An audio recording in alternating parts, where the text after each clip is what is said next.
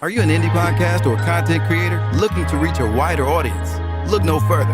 Introducing Podcastic, the ultimate podcast network designed exclusively for indie creators like you. At Podcastic, we believe in the power of unique voices and fresh perspectives. We're here to amplify your passion and creativity, connecting you with the growing community of engaged listeners who crave original content. Podcastic is more than just a platform. It's a support system built for indie podcasters, offering a range of resources to help you succeed. From tailored promotional campaigns to professional production assistance, we're here to help you shine. Our intuitive platform makes it easy for you to be seen and heard. We do all the heavy lifting for you.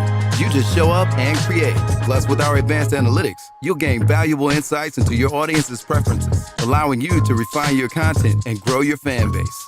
Ignite your passion, expand your reach, and thrive with podcasting. Visit our website at www.podcasticlife.com to get started. Podcastic, the home for indie podcasts and content creators. I pray that my love for you is bigger than what my parents have. So you must be my daughter's new friend? Candy, let me ask you a question. Oh, so this him? This the man that comforts you more than me? Mama, all men ain't like daddy. That's not fair! The content you're about to hear is a part of a paid programming segment. The views, opinions, and statements expressed belong solely to the sponsor and do not reflect those of Podcastic or its host.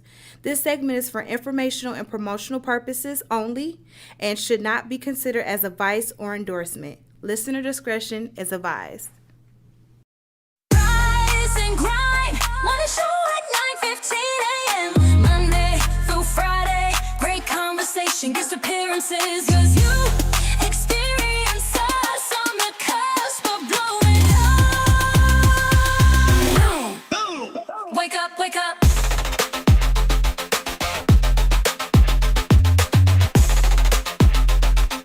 Rise and grind, morning show. Boom! Shut up, shut up. Welcome to the Rise and Grind Morning Show, y'all. We do this every Monday through Friday, 9:15 to 11:15, or whenever we get started, or wherever we end. That's what we're going to do. I got my crowd outside applauding for me. Thank you, thank you, thank you. I'm like, who? Shut your head up. That's why nobody like you, Lake. We just talked about that, including this guy. Yeah, he don't like nobody. He looked like he don't like anybody. He's an upstanding actor. He's a high valued actor. He's much nicer on Facebook. Really? Hey, y'all, the beautiful voice. I can't say nothing bad about her at all. She walks in the room. She brings brightness. She strives and perfect. She takes great pictures, but due to the fact that she's not here, ladies and gentlemen, Lake Butler is here. Lake Butler. Lake Butler. Yay! It's me, oh Lord, standing in the need of prayer. Anyway, so what the hell is that? That's you. Everybody, turn your radio down. Turn your radio down. I'm just going. Okay, who is it? Who is it? Who was it? It was Miles. It was Jay. Okay. Good morning, everyone. Good morning. Thank you guys so much for coming on a Tuesday, and it's April Fool's. So we have an April Fool today, yeah, the show and that is the guy in the yellow sweater. If you thought it was yellow, yes, it's yellow and it's bright. And guess what, y'all? If you didn't know, mine is in the car. Your yellow sweater. Yeah, April Fool's on me. It's going on like 12 weeks. I make sure I bought your shirt in here today. Yeah, I use April Fool's. But I use it as a rag, so I can get you one. A nut rag? A what? Damn. You nasty. That's why he be here so early in the morning. So, anyway, listen, my gas station chronicle is real simple, real easy. Go to Dearborn and get your gas. It's cheaper. No, go to BJ's. Hey, that's where you work at, huh? So, listen. No, too soon? Yeah. Okay, sorry. Too much. Maybe not enough because I'm having a hard time paying this car note. I'm just saying, sorry. Anyway, Jay, What we got guests in the building today.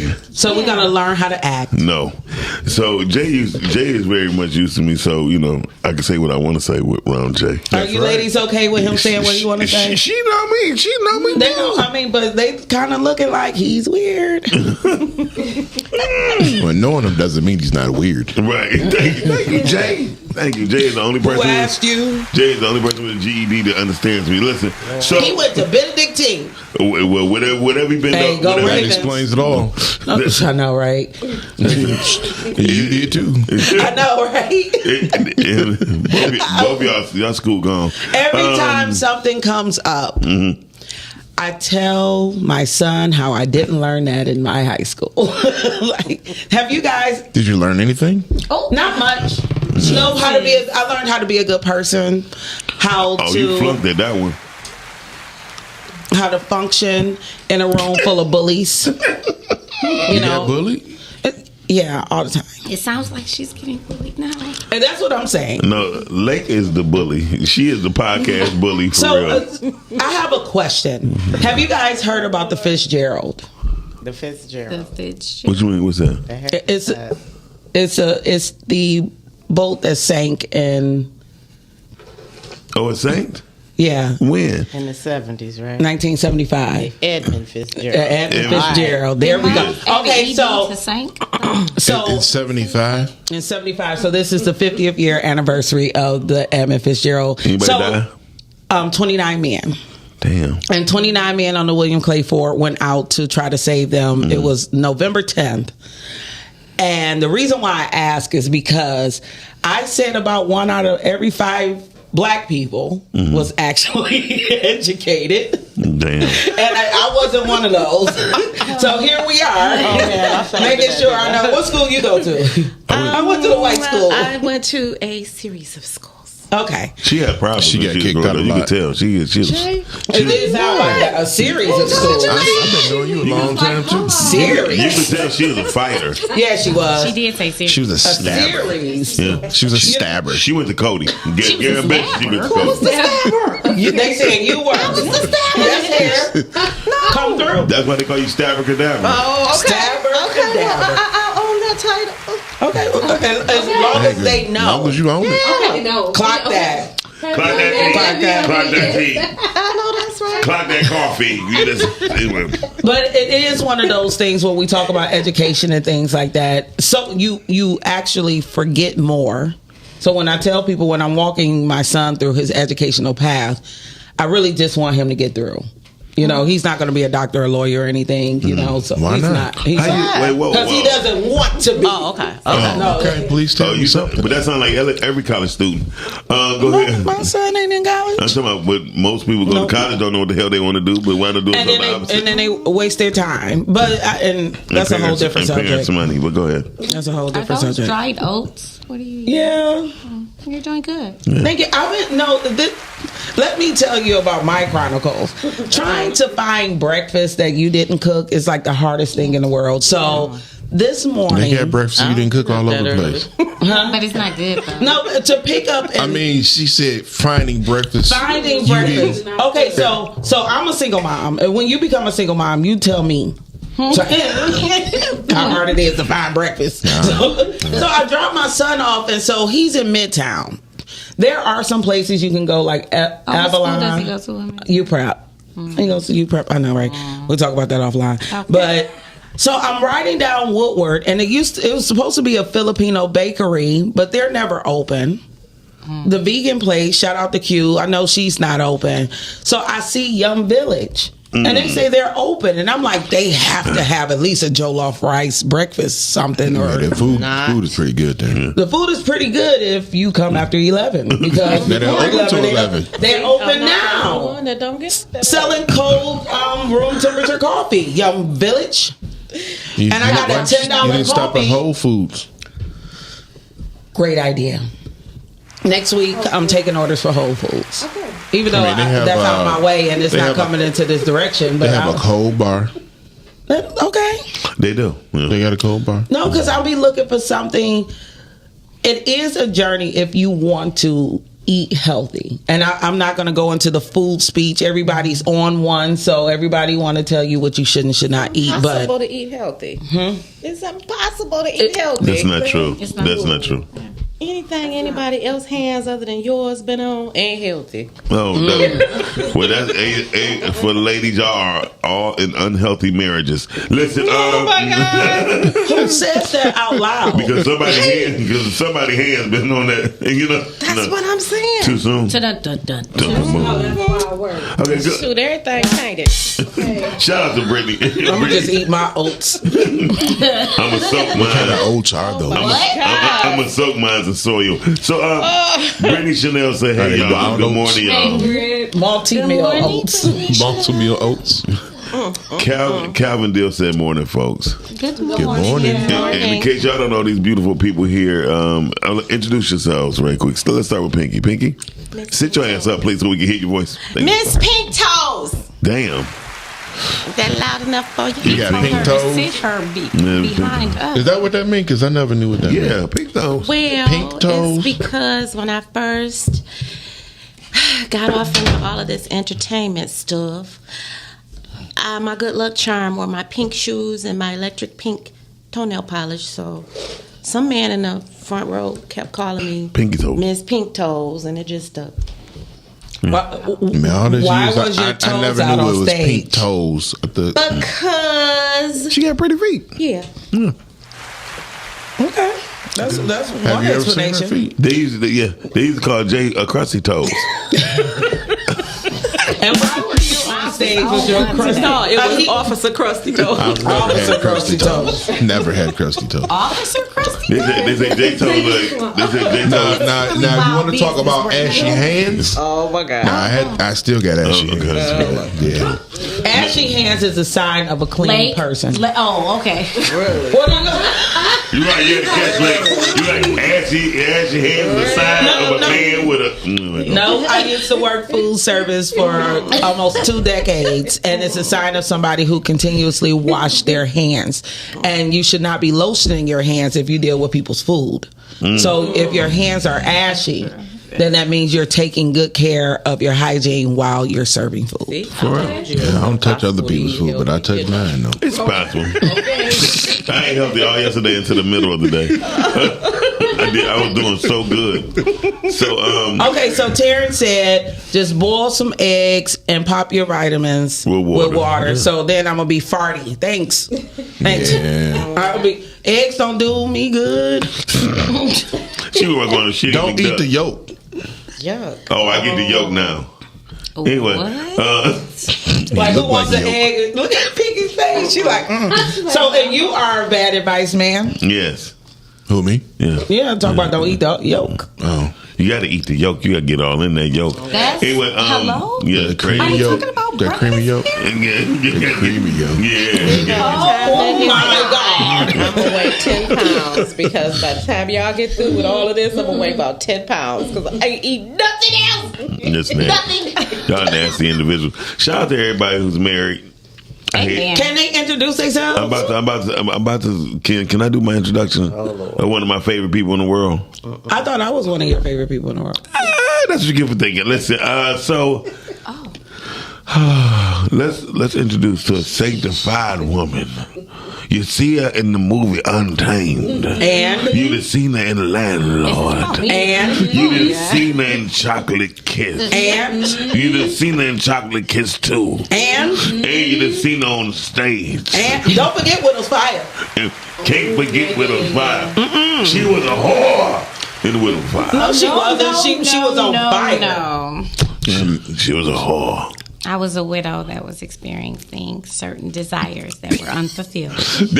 That's the way Christians describe sound it. like a She was divorce also woman to in me. Blind Trust. Yeah, she's done. Oh, I ain't get to see Blind Trust. Oh well, you should have came. And she also directed me invited. in a play that I was in. You was in the play? Yeah, You made me. Yes. and she was the. Labeled in the play. Yes, she was. That's She did Did she know her amazing. line? Good custodial. She Or was did she just make them up was as in she went character by along? week 2. She All was 3 lines. Oh, she had 3 lines. That's why. Hey, y'all. Bye, girl. Stop being that See you person. later. I love her forever. Won't he do that? I love you more, Lake. Oh, we having a lesbian moment. Listen, can she introduce herself and you not talk anymore today? Don't you have work to do? Miss Celeste Sears is in the building. She could have did that. Not with my voice, because if she did, I would have walked out this motherfucker. She would have sounded like me. I thank you guys so much for being here. You know, it's a great waste of morning space that we're taking up right now. So I could definitely be eating some eggs somewhere. Oh, that's her cologne. And this is such a hostile That's environment so right now. I made my cologne. And where are you, big guy? I'm Jay. Okay, that was easy. Yeah, that was easy. Okay, today's topic. Let's go to today's topic. Do we have to go to today's topic? Yeah, we will do right now. How to reconcile without compromising yourself? Ooh, shit, that's impossible. I was getting ready to say. So? Yeah. Tell us, Pinky, what do you think? Do you think? Okay. Well, you don't have to sit up, baby, because we can't hear you. I know you're Afro heavy. Reconcile. What does that really mean? Yeah. Let's start with that. No, what does it really mean? What do it mean to you? Nothing. Okay. So, what I would say is. That's harsh. Right. Want the truth though, right? Next. She like I thought that said reconcile because I can reconcile my firearm.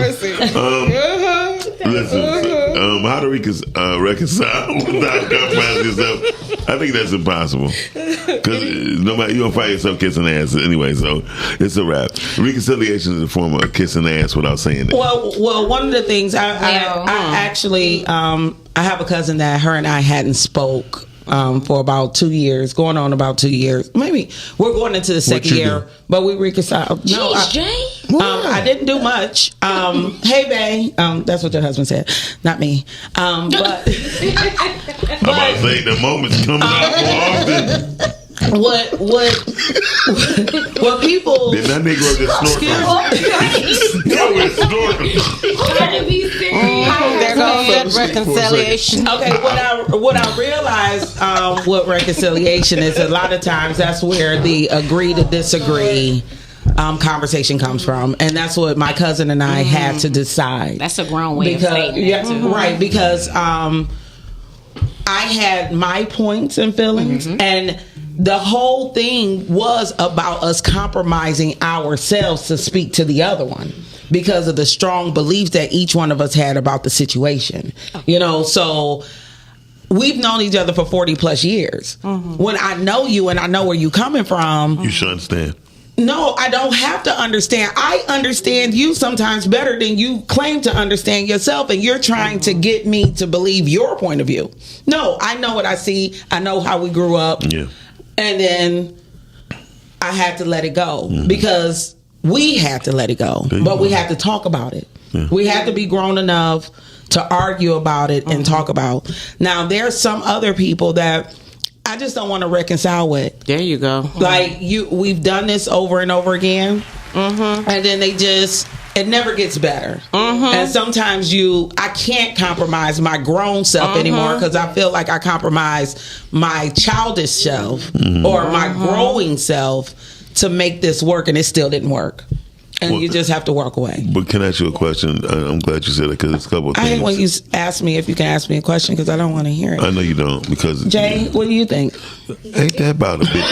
Hey Jay, listen to me. Look, brother. Hey, look, oh my God. He like I don't want to get in the middle. Hey, look. Let me cut into this nag. Listen, when it comes down to what you're saying, like I've been through it before, and compromising is not my thing. I don't agree to disagree on shit. Really? No, because what happens is this: when you fight, especially if you have a significant other or other friends, and they know the situation, and then you find yourself compromising with everybody, and then then they be like, well, when Jay did that, y'all came to a compromising situation. What's up? No, me and Jay ain't come to shit. Jay's still gonna be him. I'm gonna be me. We just disagree on that. Period. That's still my boy. We disagree. But isn't that agreeing? No, no, the fuck it ain't. No. Well, agreeing is. I told you it's a subtle form of ass kissing because you just try to settle some shit momentarily because it's going to come back up again. If you listen, like if you gonna be you, I let you be you. That's why men are petty. No, that's 50 Be Cent. a better woman. What? Ain't that about a bitch? Wow. I mean, consider the way y'all going anyway. Y'all gonna love each other more. Listen, when I'm sorry, I had to say it. See, that's not compromising. I'm not reconciliating shit. At this point in time, the truth is, when you start compromising yourself, you do a lot of disjustice for your future relationships because people gonna be like, well, when Pinky said something, you ain't say nothing to her. And why is that any of your business? That ought to be your next question. No, your main question is if you be who you are, you're gonna be that way. Period. That's why certain things, it's just certain things in life. Like Jay is a big motherfucker. If he come in this bitch skinny, you would be very surprised. That has nothing to do with reconciliation.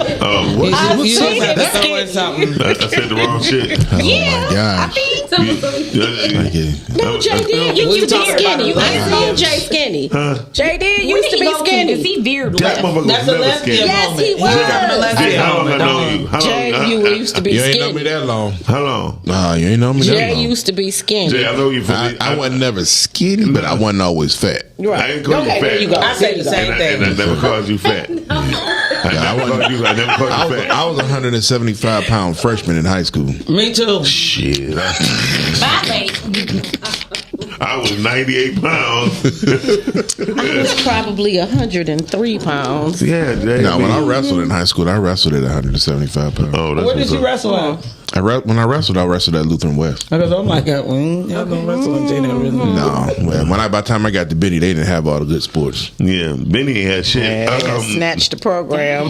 Benny ain't had nothing. Wait a minute. Let's stay on topic. Y'all Let's lucky stay y'all on outdoors. topic. Y'all lucky We're not y'all talking outdoors. about we're not talking about Reconciliation, right? But Right. no. I just think it's layers to it. I think it's a lot of layers. Bullshit. Okay. Bullshit. And you're entitled to that. You're entitled to that opinion. He sounds like he's bruised.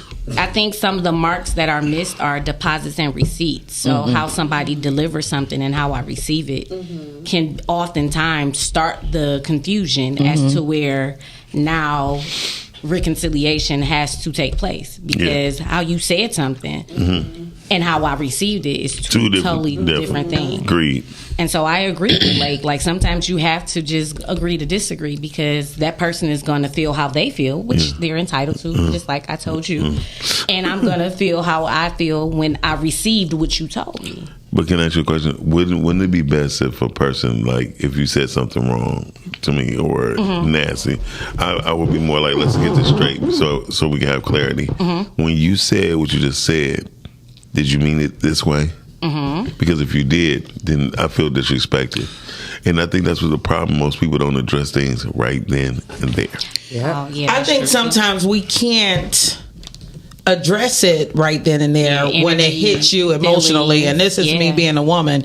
You know, I want that woman shit. Go ahead. And how whatever it is, you can't deny that words have power, and those powers can be daggers, they could be knives, they could be guns, they could be love. So however I perceived what you're saying, now sometimes it takes the person who's saying the words to be like, hey, I see that this is making you upset. Right. Let me reiterate what I'm saying in a different manner. Yeah. Maybe I need to use a different tone, but not the other way, because usually the person who's hurt by it is not going to say, hold up. I'm feeling some kind of way about what you're saying. Can you please reframe it? Because the other person's like, I ain't got to reframe nothing. I said what I said. And then here we go. I hate that saying.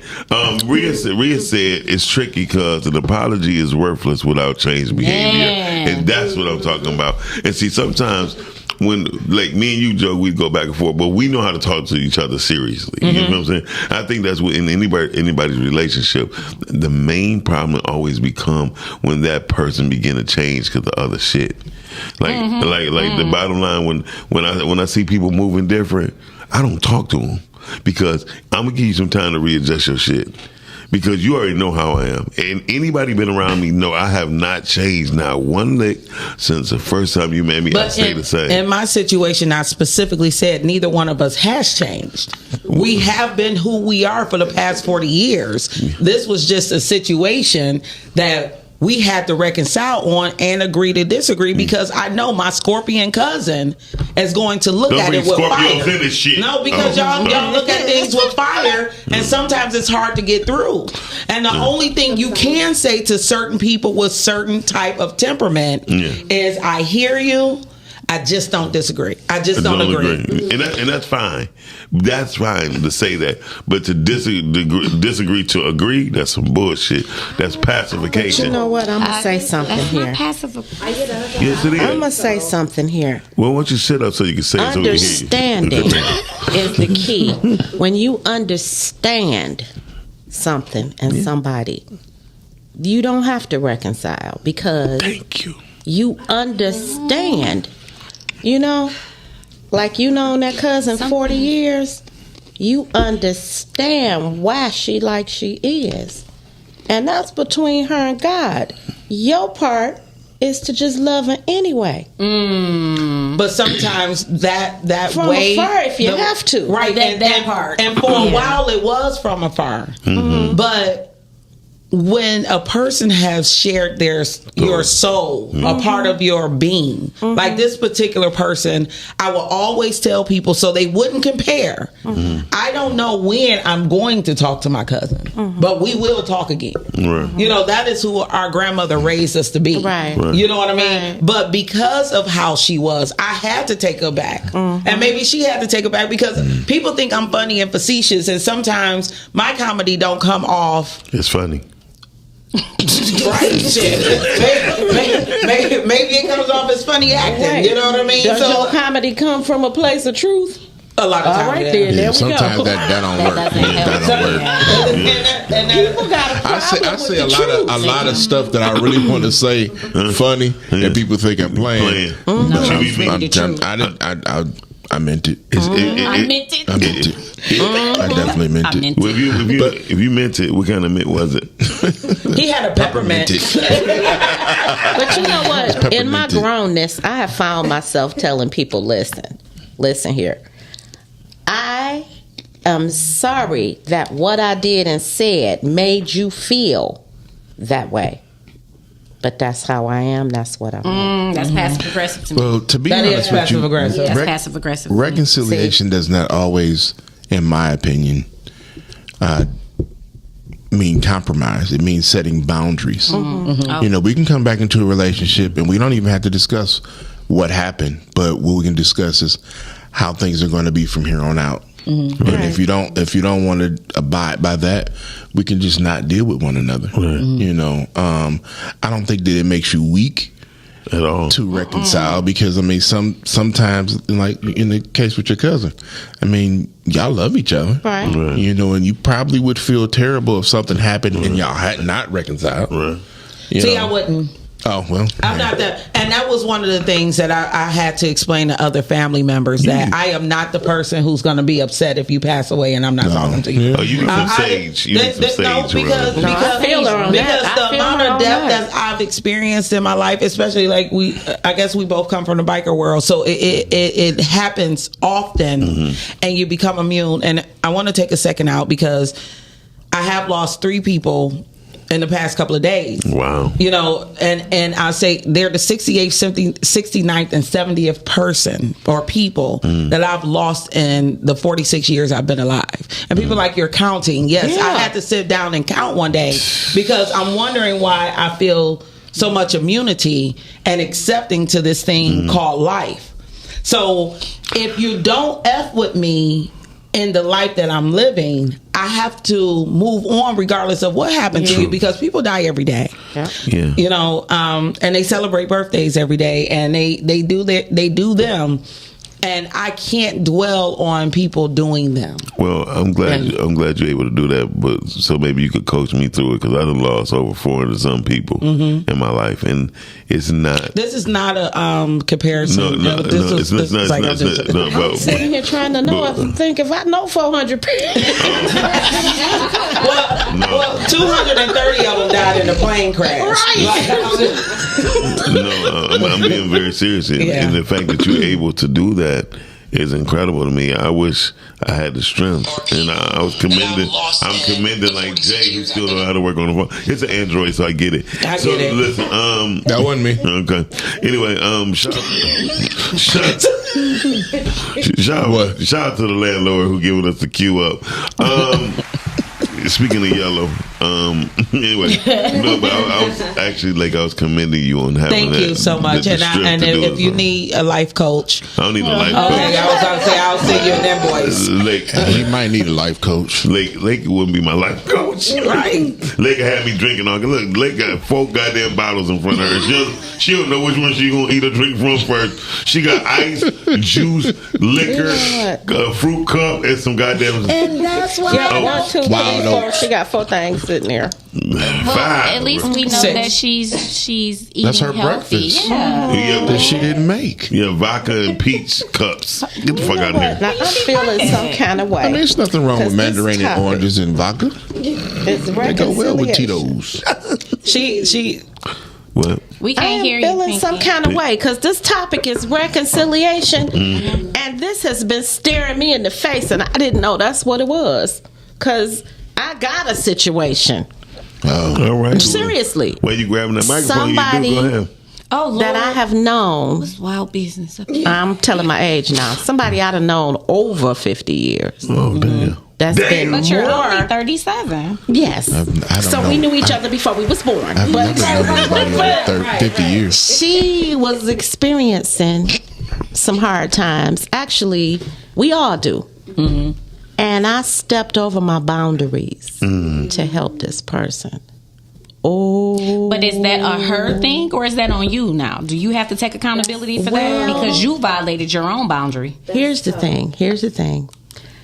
You got different boundaries for different people. Right. Yes. And at the place that she was, I've been there. Okay. And I know what it was. And because of what she meant to me, I felt safe in going that far for her. And I mean, when I say I went that far for her, I went way far. And she blew it so bad.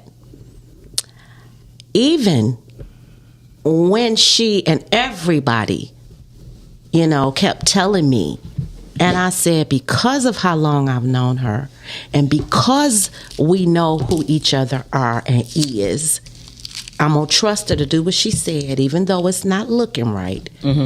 Because in the end, when it's time for me to step in, she going to have it right. And she didn't. And it cost me. When I tell you it cost me, we still ain't talking. Right. Now, it's been over a year, and she has gone to, this person never apologizes to anybody. So for her to go to everybody after a year and want to apologize, if she listening, I love her. I don't want to be bothered. I don't trust you no more. I don't want to be bothered. No, period. No, but sometimes that was a plot twist for you. Because I get that I have another cousin on the other side of my family, which is the same age, and every time we've tried to reconcile, it's gone south. And the last time we tried to reconcile, we had a beautiful day. She got into a fight with another cousin. Oh, Lord. And now I'm ousted again. Like, they ain't called me. They don't. I'm like, wait a minute. I was on the Davison Freeway when I got the call. Like, girl, you wouldn't believe these 2 inches just got into a fist fight. That was the last time I heard from them. And that was a spiritual warning. Like, stay away from people, because if nobody in that room could even identify that I wasn't at fault, then I don't even want the association around me on a constant basis, because it kills your spirit. It does.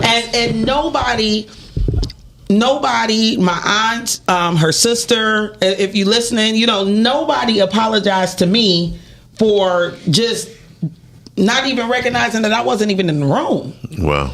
And if that's okay, because I know that you have to have people that you stick with regardless of how they are.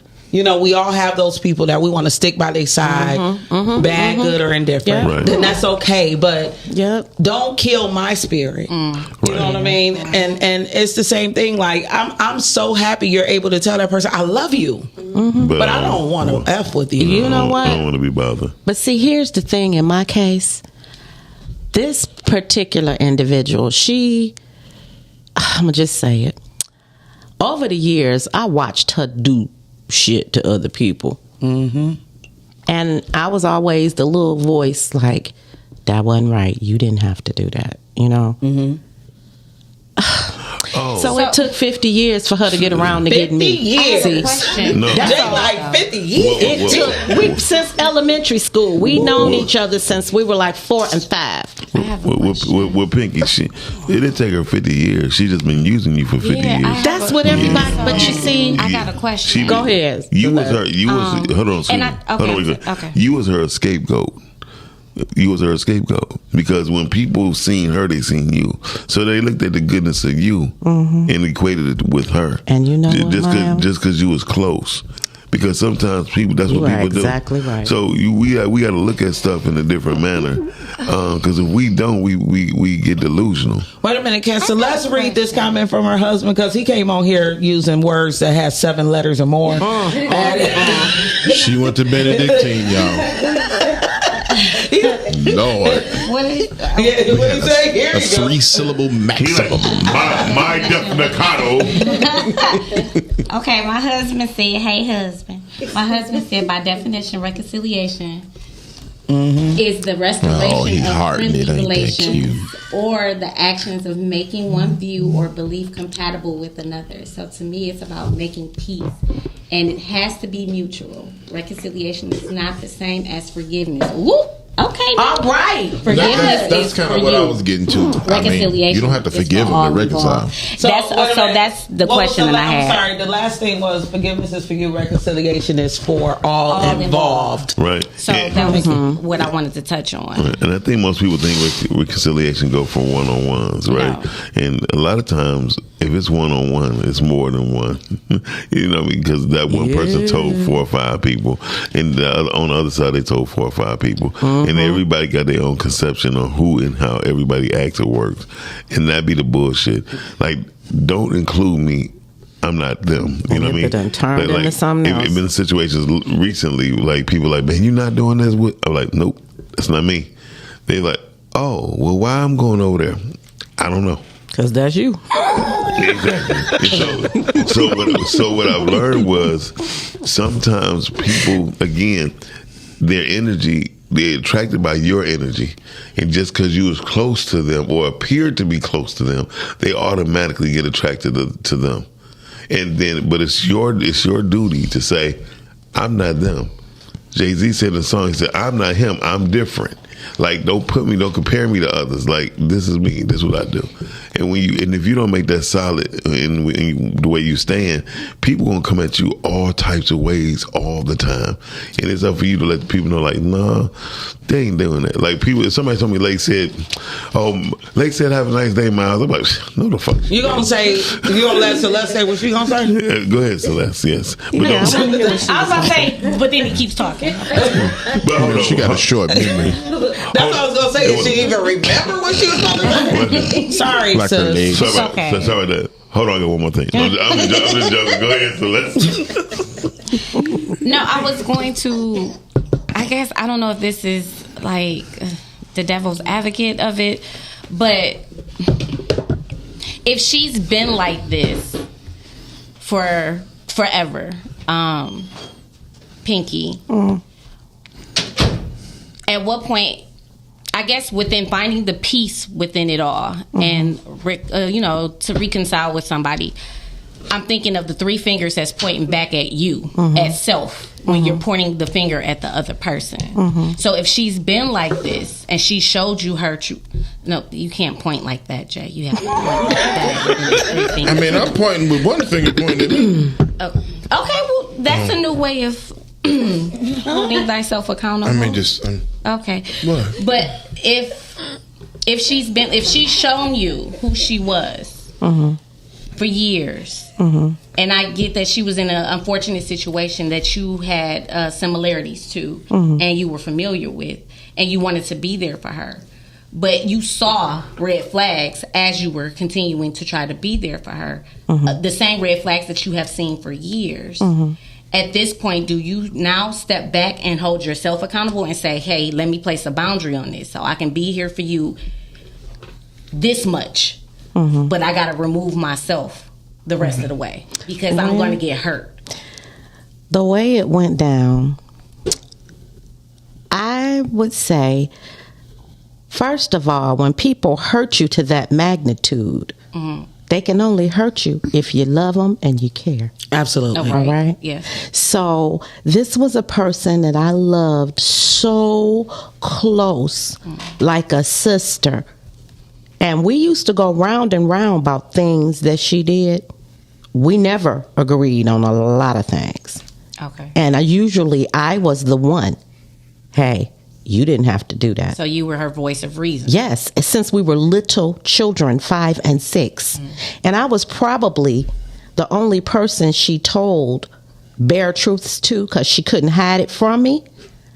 But at the same time, things that she was out here doing, she didn't let me see because she knew I wouldn't ride with that. Because I was always one of the only ones that be like, no, that ain't right. I don't agree and I'm not doing it and all. But when she got into a situation, divorce is devastating. And when you lose everything, if you ever been through a divorce of a long-term marriage, you know what that is. You fall far if you're not. I mean, even some of the best of us, I knew what that was. And I just tried to break that fall for her. I was there. And the things that went on, I feel like you violated everything that we had all the way back to 4 and 5 years old. And I gave her more than a chance to come and talk. I kept begging this individual, talk to me. What's going on? And when she fell off wrong, I cut it. So like I said, I love her. I wish her well. I hope she find what she looking for. I'm done. I have a question for you. Do you think she really devalued 50 years of friendship, or did she devalue that moment? That's a good question. That is a very That is good a question. great question. I mean, the reason That's I a say that good is question. because, I mean, we all have a past. We all have a history with other people. And we had some good times. You might have some bad times, but you get to a point where the relationship has come to an end. It's, expired. That doesn't mean you didn't have a good times. You know what I'm saying? And I mean, don't get me wrong. I understand you're hurt. Yeah. And your reasoning for not wanting to reconcile, but don't look at the past as like you wasted 50 years of friendship, because you didn't. You know what? I'm going to tell you something. Some of the nice of you, best Jack. times that we had go back to our childhood. And in every instance, when I look back on some things, she was there. Because that's how we, Okay. And our kids are cousins, right? And the way I look at it, I don't trust you no more. Right. Oh, I can There totally is understand nothing that. I can even- And I think the question that he asked is how I feel with the two spectrums of my two cousins on each side. One of them, yes, every time I looked up in life, you were there. The other one, there's moments through life you were there. But I feel like one actually values the past 40 plus years of the relationship, and the other one discounts the fact that we were together for 40 plus years. Like, and when you can recognize that a person doesn't love you through the past, then it is time to walk away, because you may recognize it, but if it's not a two-way street, I'm scared of her now. Oh God, I'm scared of her because I know to go back, you'll hurt me again. Yes, and I don't trust her anymore. I can't tell you nothing because you used what I told you to get in and hurt me worse. Rhea asked, "Why are you sitting like that? Is the cord too short?" I mean, because that lean is mean. This person, what I told her, she ain't paying attention. She don't even realize talking to her. This person used what I told her. She got that 1970s. I said what I Yeah, keep this here, cat. Yes. Let me tell you what I'm really saying. I ain't fucking with her no more. Let me tell you something, player. Let me tell you something, player. You hurt me once, you hurt me twice. But you know what? You're doing this again. You know I used to stick them back in high school. It's crazy because, like I said, I can't tell her nothing now. I don't trust her. There is no conversations we can have. I think when trust is lost with anything, and if everybody on this panel are parents, or even if you're not, but one of the things that I think I tell my son continuously, I will always stand by you if you're honest with me. Exactly. As long as it's nothing that we can't get through if you're honest with me. And once that is broken, you will be on the streets, baby. Wait a minute, let me get back with my link. Once that bond is broken, you will be on the streets. Here's a knife and go. Yeah, trust is one of the hardest things to regain. They said you used to be a pimp. She did. Oh, in yeah. one of her lives. Used to be. In one of her lives. Used to be minutes in your past, right? Oh, right. Yeah, that's what I thought. So you were saying, why she so quiet over there though? She like, oh, player, you trying to put me on It front is for your what it head? is. Look, What is wrong with put you? it like this. It is what it is. Look, I can love you for who you are and what you are. I can love you if nobody else love you. I find a reason. There is something lovable about everybody. It's not the pimp. Wait a minute. I was going to say, is that something the pimp would say? I wouldn't say nothing like that, player. We don't put our fingers on our sleeve like that. That's now. I would smack you. Yeah, but wait. That part. Cause see, look, no. See, because as much as I can accept people for who they are and what they are, but this is my thing. You own your shit. Don't bring it over here. We cool. That's okay.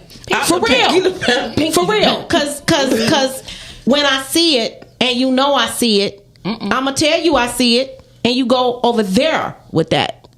We cool. Don't come over here with that. Are you talking to me directly? I'm talking because I feel like you're gonna beat me with a hot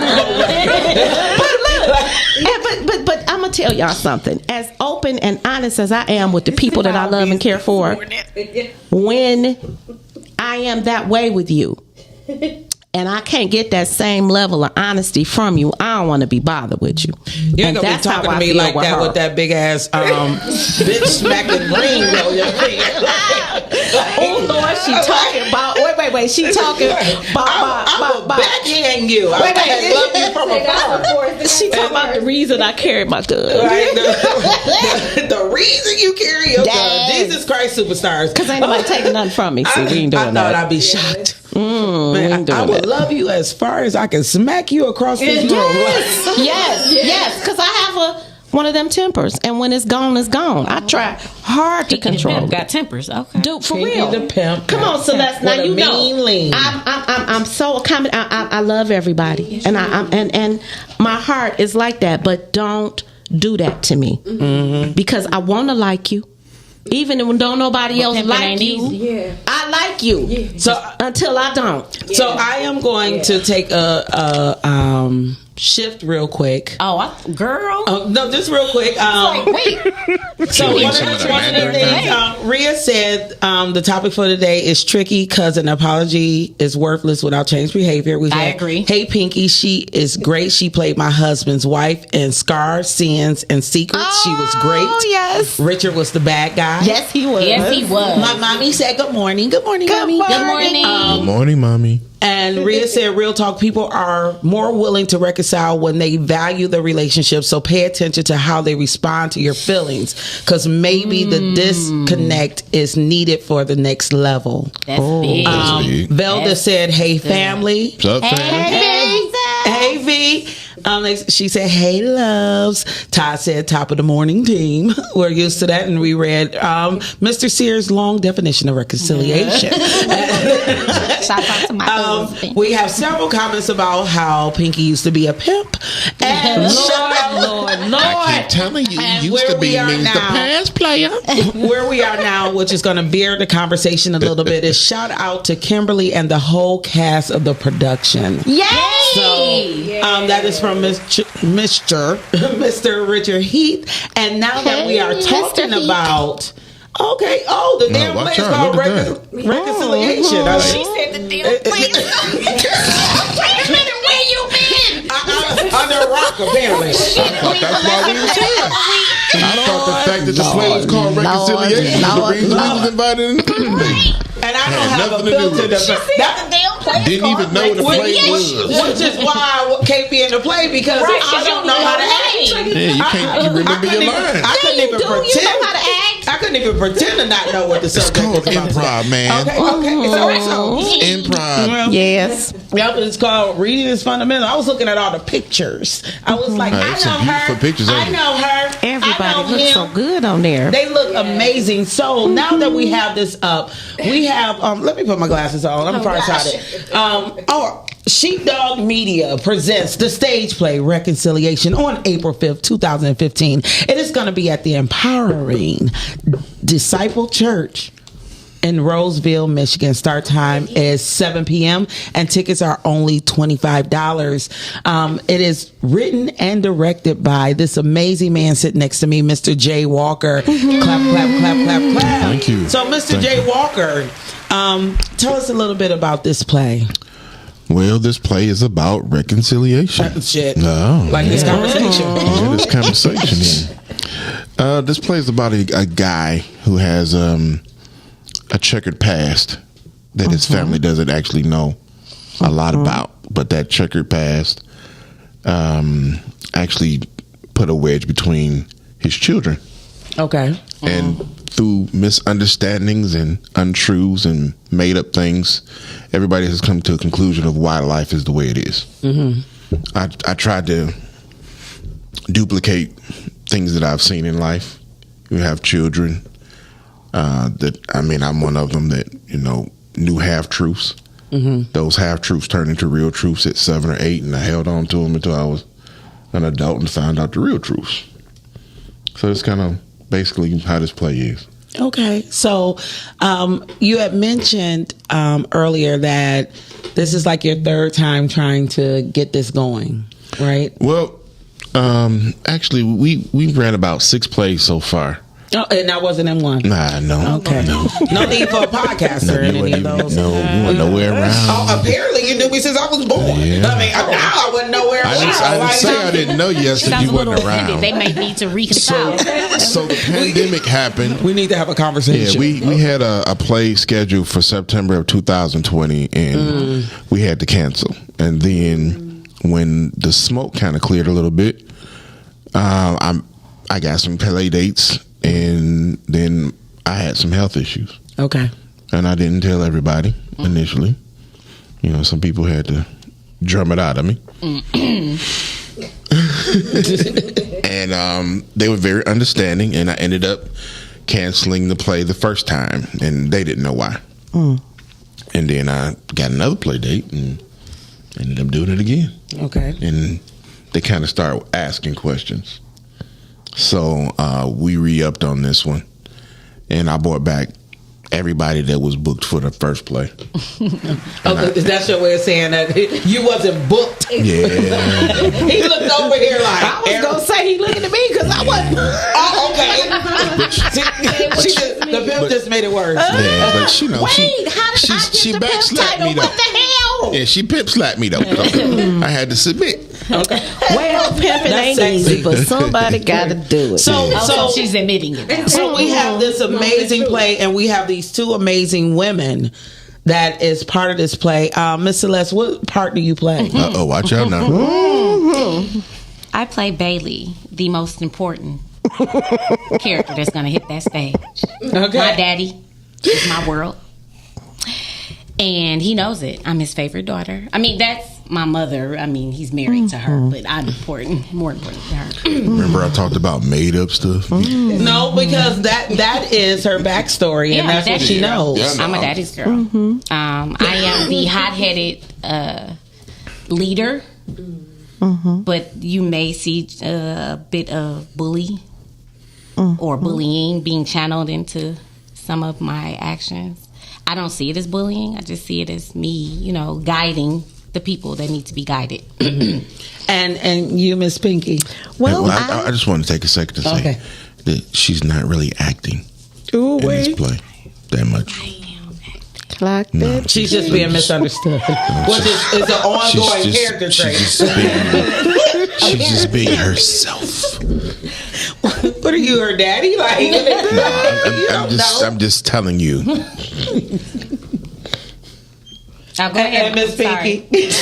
She about to pimp slap all of us. I played Deborah, the wife, the mom, the co-conspirator in keeping the secrets, because a lot of it started with the mom. And it always does. And I always say when people, somebody, it's going to be an unpopular thing because, all the moms don't want to hear it, but mom is probably the most influential character in a child's life, not only because we carried them here, but because a lot of the very notions of who you are, what you are, why you are, come from your mother. Now, I have a question for the two of you, because I asked Jay. This play is like this week, right? Yes. Do you guys have dialogue together? Yes. Do you want to give me Some small? amazing dialogue. Do we have a small?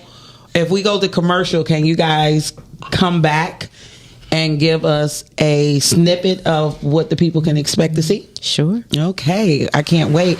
We're gonna head over to a commercial, Miss Shani Shan, and then we're gonna return with some of the dialogue from this amazing place, apparently called Reconciliation. Oh, ain't that about a bitch? All right. Get ready for a night of lyrics and laughter. April 19th in Music Hall with Grammy Award winner Chrisette Michele. Also, the smooth sounds of Kindred, the Family Soul. And on the same show, get your laugh on with comedian Bruce Bruce. Man, I went to church with my aunt. We didn't get up to 12:30. We didn't leave out of Friday evening by 4 o'clock. And your celebrity host, Omar Gooding. Tickets on sale now. Available at Ticketmaster and the Music Hall box office. I pray that my love for you is bigger than what my parents have. So you must be my daughter's new friend? Candy, let me ask you a question. Oh, so this him? This the man that comforts you more than me? All men ain't like daddy. That's not fair.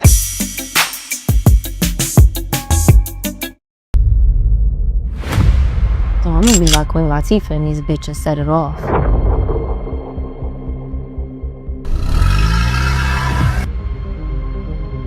I ain't risking my life for no $2,000. You got $1 million in the hood. Somebody gonna fuck around and rob that motherfucker. You see a bitch, then smack a bitch.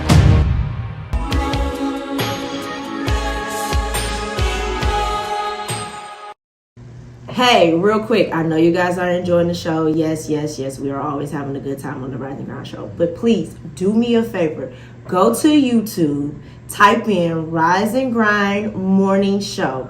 Hit that like button, subscribe, and turn on your notifications. Therefore, you can always be in tune with our live content and interact with us, be in the comments, and we can keep bringing dope, hot content to you.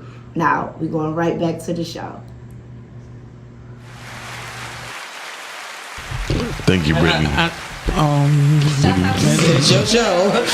I just work for you. Go ahead. I'm sorry. I was just saying, thank you, Brittany, for that introduction back to the show. Shout out to Brittany Chanel and her amazing movie. That if you see a bitch, smack a bitch. So when we talk about amazing acting, we are back talking about the wonderful play written by Jay Walker, Reconciliation, that is going to be this April 5th. Which is Saturday.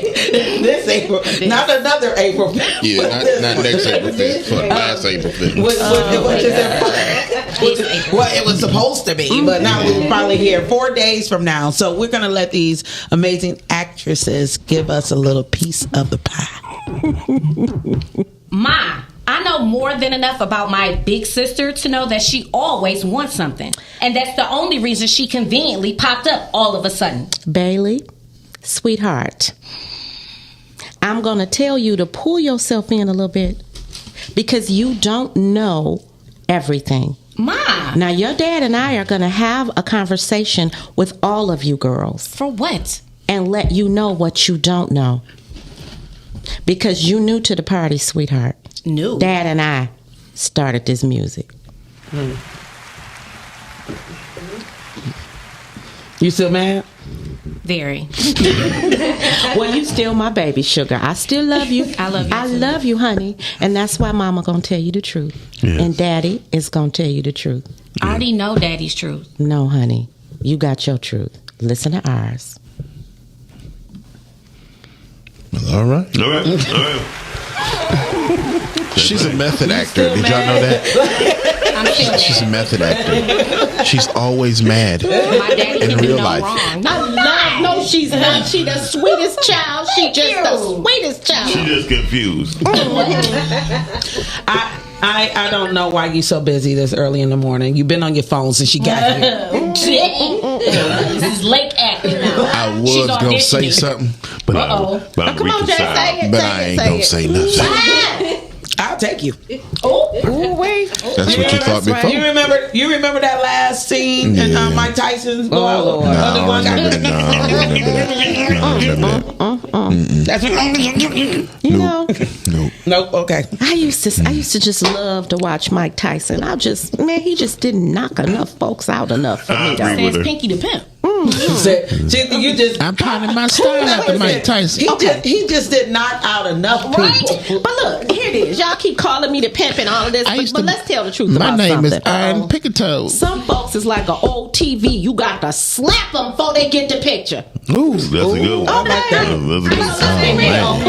That's saying been around for 50 years. Hey, that's saying been around for 50 plus years. Is that not only something a pimp would say? It's still relevant. Yeah, that's definitely something a pimp would say. Even though my son will have no clue why you smacking TV. Even the old over ones. and over Even again. Even the old TV way, but the old TV that used to run. Well, you can't smack the new TV. It's not much of a TV. Yeah, they never smack. Hold on. This is the truth. Dig this. Do you know the least word that's used in their era or the new era is the word antenna? Oh, you know I don't even know if they know what an antenna is. What they need an antenna for? You know what? My baby is 12 years old, and she asked me the other day. Because we don't have antennas on these phones. That's right. She asked me. She said, "Daddy, what is that for?" I said, "What, the antenna?" She said, "What is it?" She said, "What is that for?" I said, "It's for the radio." She said, "Oh." What's the radio? I thought that was going to be She didn't know what I'm like, you just decided to ask today at 12 years old what the antenna was. It's the least used word, and it's crazy how people. But on their iPhones, it wasn't for the antennas on their iPhone, that boy would not work. Mm-hmm. Yeah, and people don't get it. I saw something on YouTube. It was just one of the little. And it was true, and this was the scary part. They had an old Magnavox TV, right? And they put a bunch of kids under 8 and under, in the room and asked them to turn the TV on. There was no remote, and they stood there. There was the knob. 20, 30 minutes thought to go turn the knob. Just totally baffled. I have a video in my phone right now. I work at the Detroit Historical Museum, and there's the 67 uprising, and they have a rotary phone. Oh, Lord. And I have him in there, and I'm like, call me. And if, at some point he has a breakdown, like, how am I supposed to do that? He kept turning. We do. He couldn't even get all. He didn't even know to turn all the way around to the clip. Right. Oh no! So just after a while, because I can't even talk. Like I'm about to you pee just on myself. remember It's like, getting 6 of the numbers out and then messing up and having to start all the way back over. Because you didn't get it all the way to the end. My 9-year-old was Oh, you don't even know nothing about that, do you? He was amazed by a payphone. Lord. My 9-year-old. Dylan was amazed. You like, they on the street? Why they got him on the street? We just had a whole conversation about some scary stuff. Y'all know with the that, right? payphones. Remember when they put the payphones at the gas station, put the long cord in them, and people would sit in their cars and talk on the payphone? Oh my gosh. Yeah. What? That's how you use somebody to cheat. Shanny need a camera because she like. That's an option. So what you just pull up and just the talk, right? Well, you know, no, you had a pager, and that's like, you know, if you was out and somebody But you didn't paged have to you, get out you your pull car up to the to gas go into the station booth. and just pull up to the booth and pull the phone off and dial it and roll your window And back that's up. why her generation doesn't like reconciliation. Yeah. Either it's going to You be need to immediate reconcile or with not. your past. It's either. So I have a couple of people. Shout out to Brittany Chanel. They said Calvin said it was a very dope scene that you guys performed for us. thank you. Jonathan C. Williams said nice preview. Rhea wants to know, how do we get tickets again? I'm going to try to make it, but if I can't, I'll share the information. Thank you so much, writer, director. Right? Who Well, you texting? I'm not texting. I'm pulling the information from you. Answer her. This is I'm a about to- verbal conversation. I'm about to pull it up so that I can tell her. I just want to be somebody's wife. Damn, late. I'm practicing. You have to be somebody's wife. You gotta keep secrets, because wives will be holding them secrets. I'll keep secrets. Like who you texting? This is our bad wife. Like that. I hate You don't secrets. talk like that to your hubby. Okay, well then I'm going So to she come can take go some acting classes. to reconciliation dot. Hey, damn it, boy! I tell you, You wrote the motherfucker. I didn't write that And he stole part. it. Reconciliation dot brownpeppertickets.com. Are you gonna spell that for the people?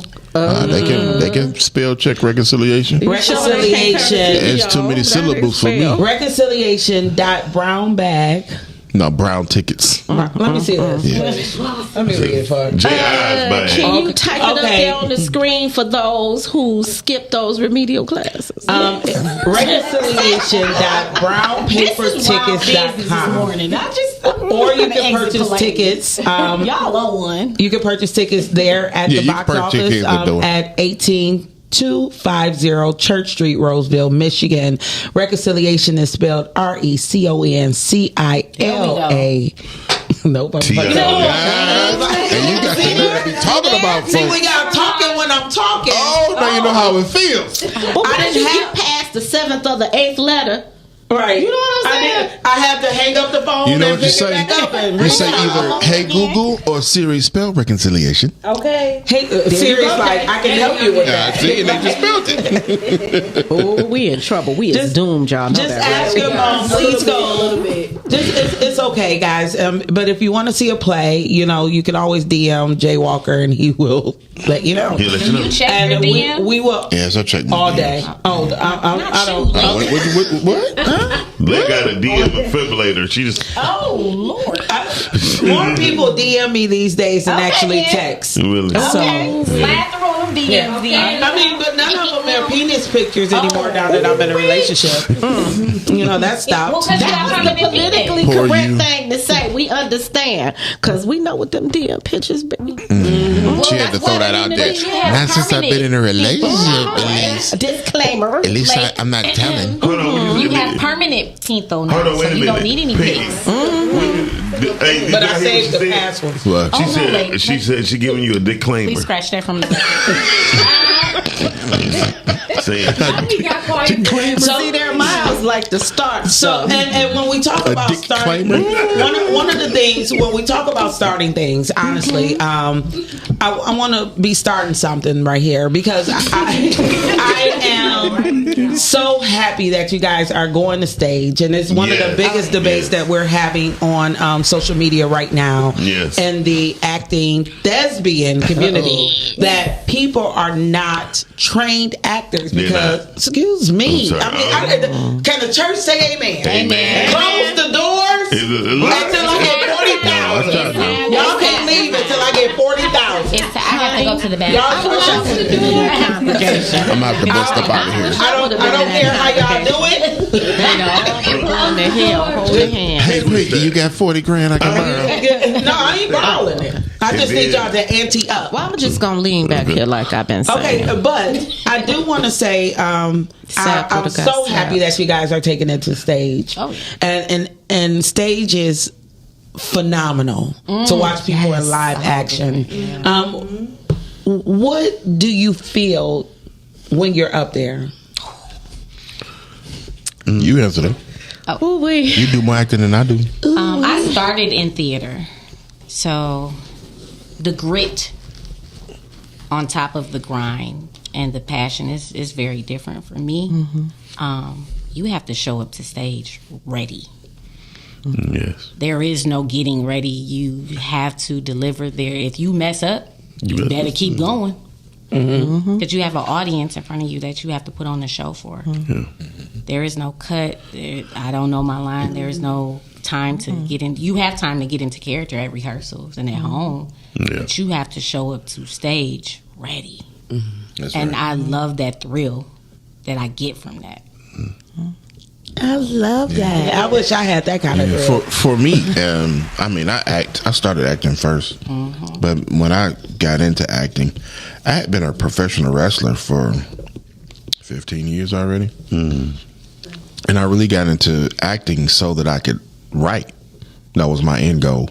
And for me, I'm at the point that I like being on stage. It's cool.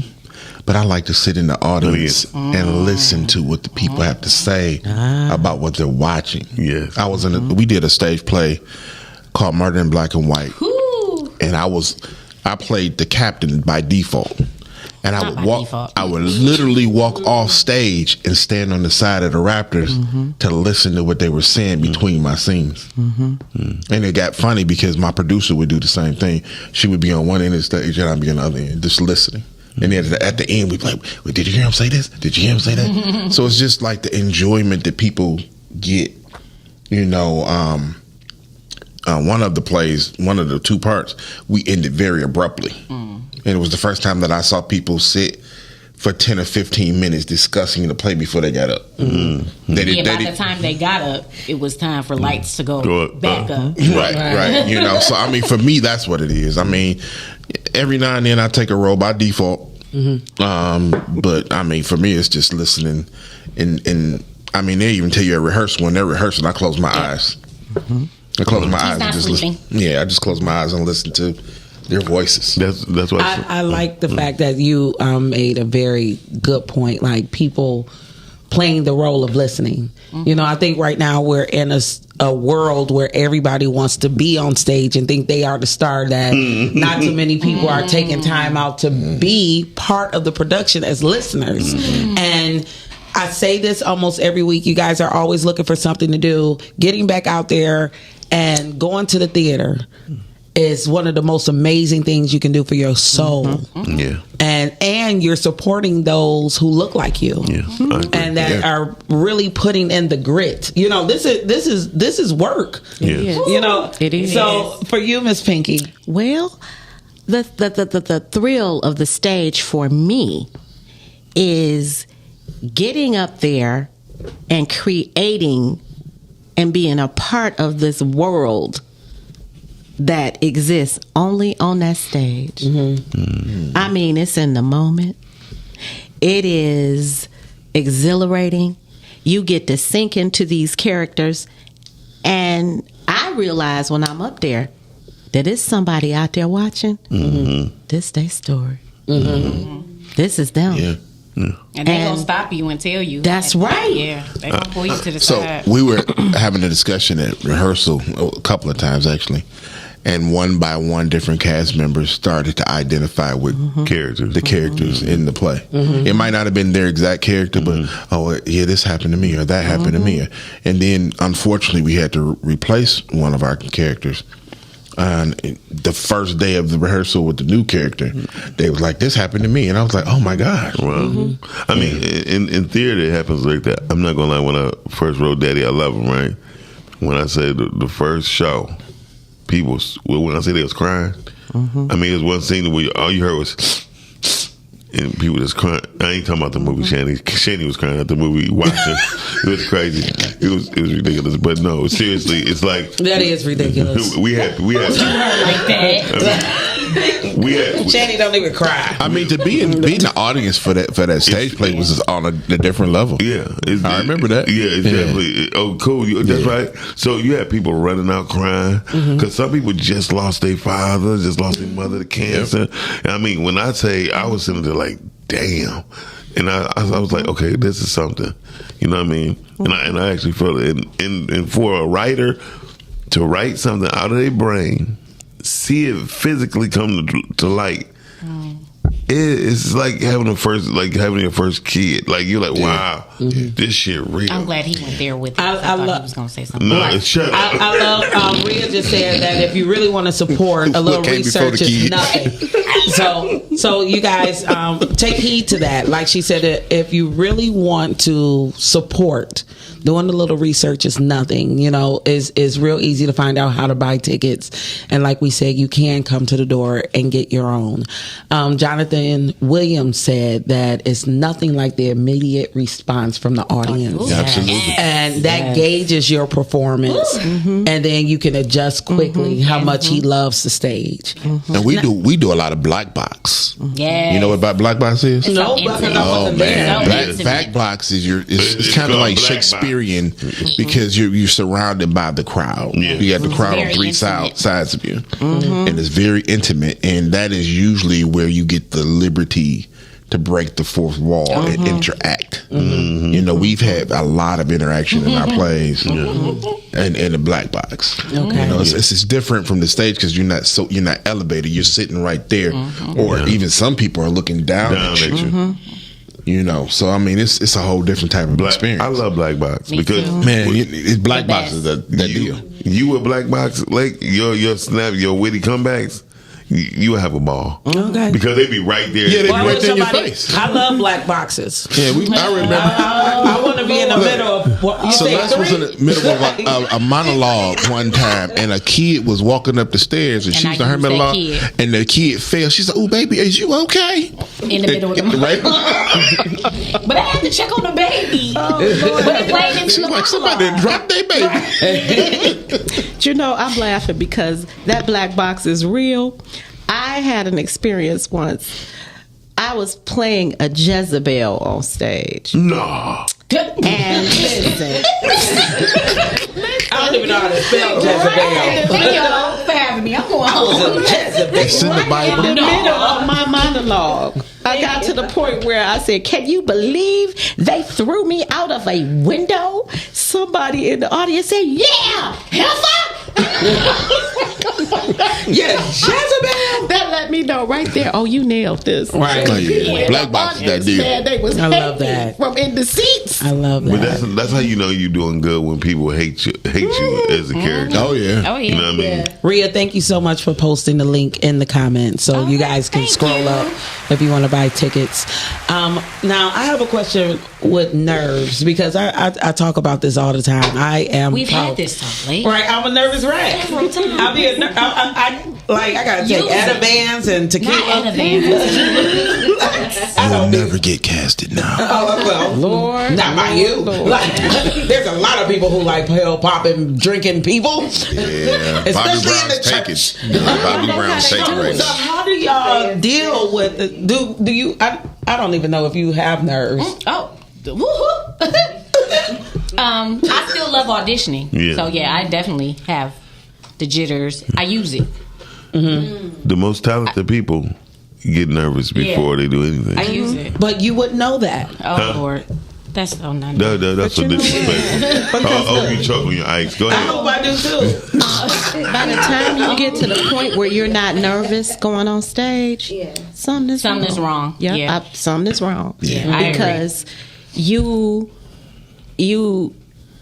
it's real. It is. Stage is real. It's in the moment, That and if you make a audience is mistake, real. if you flub a line, you gotta keep going. You in the moment. You cannot deer in the headlights on that stage. And the thing that a lot of people don't realize is if you miss some lines, you change the whole story. Yeah. And then I was about to say, you have Change to be the whole considerate of story. the scene partner that you're with. You're changing the story for them too. That's right. So it's one of those, like, you have to keep going, but it has to make sense. What about when you gotta throw them a line, fill in because they Yeah, 'cause they skipping the missed up, line, yeah. and your next line don't make sense if they don't say theirs. So Like you was sometimes- gonna answer the phone, right? Is that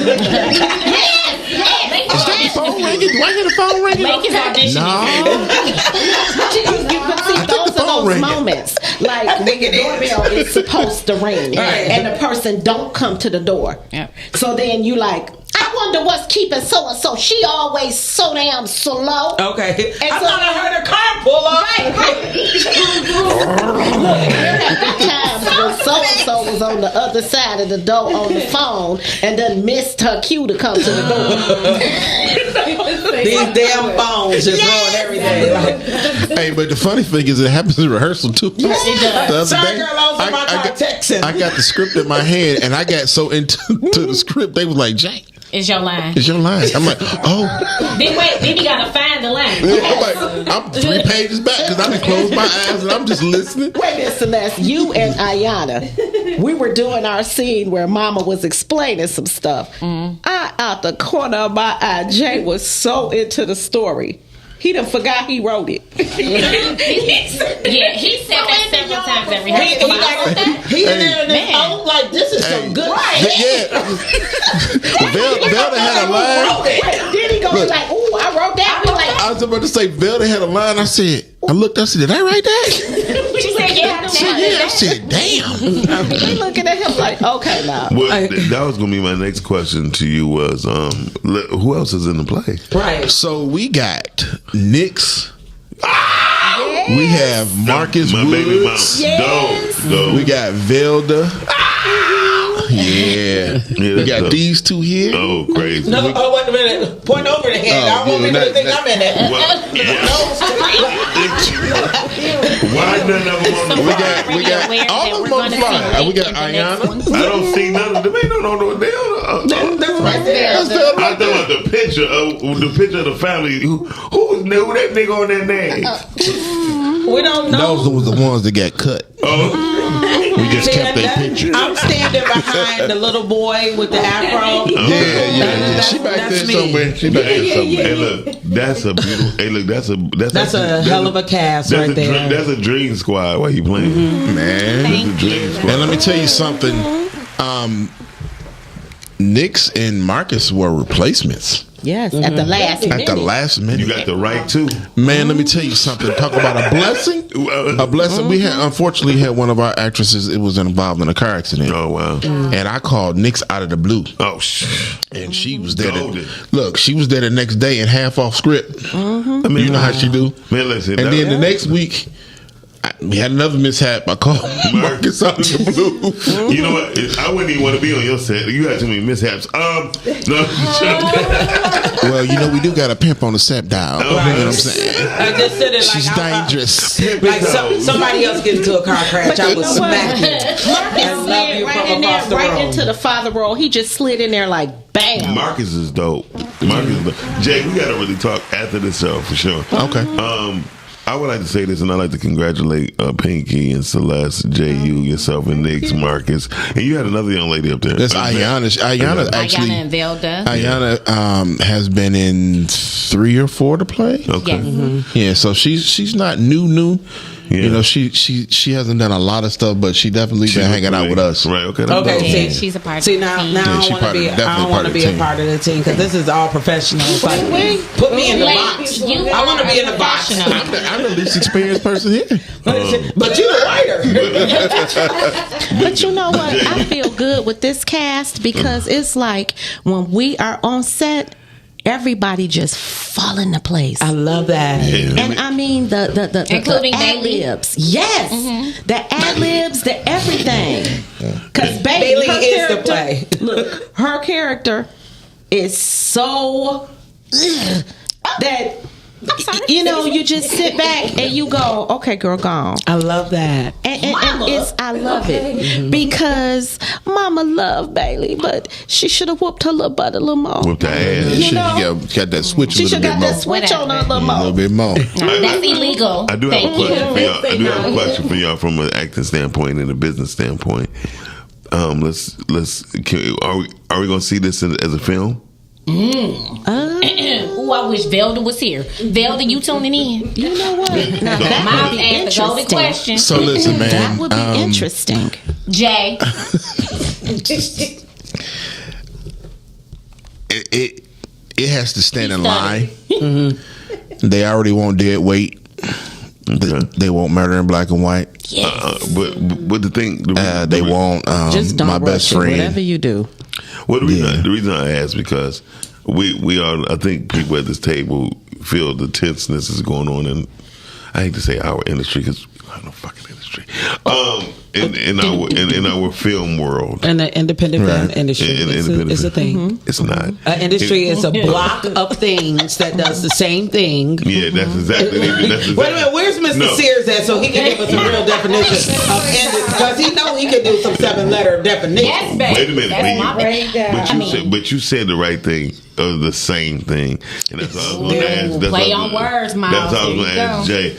Are you tired of the same thing of film? Man, don't get me talking. No, I want you to talk. I want you to talk because we're going to have a round table of film and music for a whole month, and we're going to let everybody just get it all out. Because the whole truth is, Jay, you've been around for a minute, right? A year. Yeah, and so, At the start I mean, of not Damn, like that, Decades. we've been around here the same this. time. I believe know, we have. started our careers well, together. so damn, she was like a long time. Like, that nigga roots old. Yes. But no, you've been around, and you actually been in films that superseded the independent film Tubi world, right? Yes, yes. And Kim was there with me too. Yeah. Oh, shout out to She Kim. played my wife. Oh, most definitely. And Celeste was the daughter-in-law. I was, but I didn't make the But she film. didn't do the film. She didn't do a film. I was pregnant with the little 10-year-old. 10. Damn, 19 years ago? 10, not the 18. Like, where was I at? I could have auditioned. Right. She couldn't even audition. She was She gonna bring the vodka. You know, I'm gonna She was figure not- out a way to make it important. She was I'm not like, that I'm like a mentally. real Bailey in real life. Like, if this is not about me, I'm just waiting on you to say something important to me. You've been stuttering past me. Like, either ask the question or make it about me. Oh, wow. That's what Jay, how do you feel about the independent film industry? I'll ask the question. That's what I'm talking about. Some It's shit you my don't know show. about. That's what I'm talking about. Some shit you don't know Because about. I wasn't there 19 years ago. Yeah, 10. 10. She has the other 19. Look, I turned 19. So no, but seriously, where do you see the independent film industry going? Truthfully, now you can say shot to shit. You can say confused. You don't have to tell him what to say. Let him say it. Giving them options. Yeah, I'm just saying. I'm just letting him know he can be very fair and tell because he always been a truthful person. Did you really say you could say Jay, shot to he shit? just put you on the spot. Well, I want people to buy. one Remember, we of the ain't sold things out that on this everybody yet. knows about me is I don't particularly care for sex scenes. Oh gosh, here we go. I'm not gonna mention that. Okay, thank you. I think that the industry is oversexed. I know sex sells. No, it doesn't. Well, people think it do. They stupid.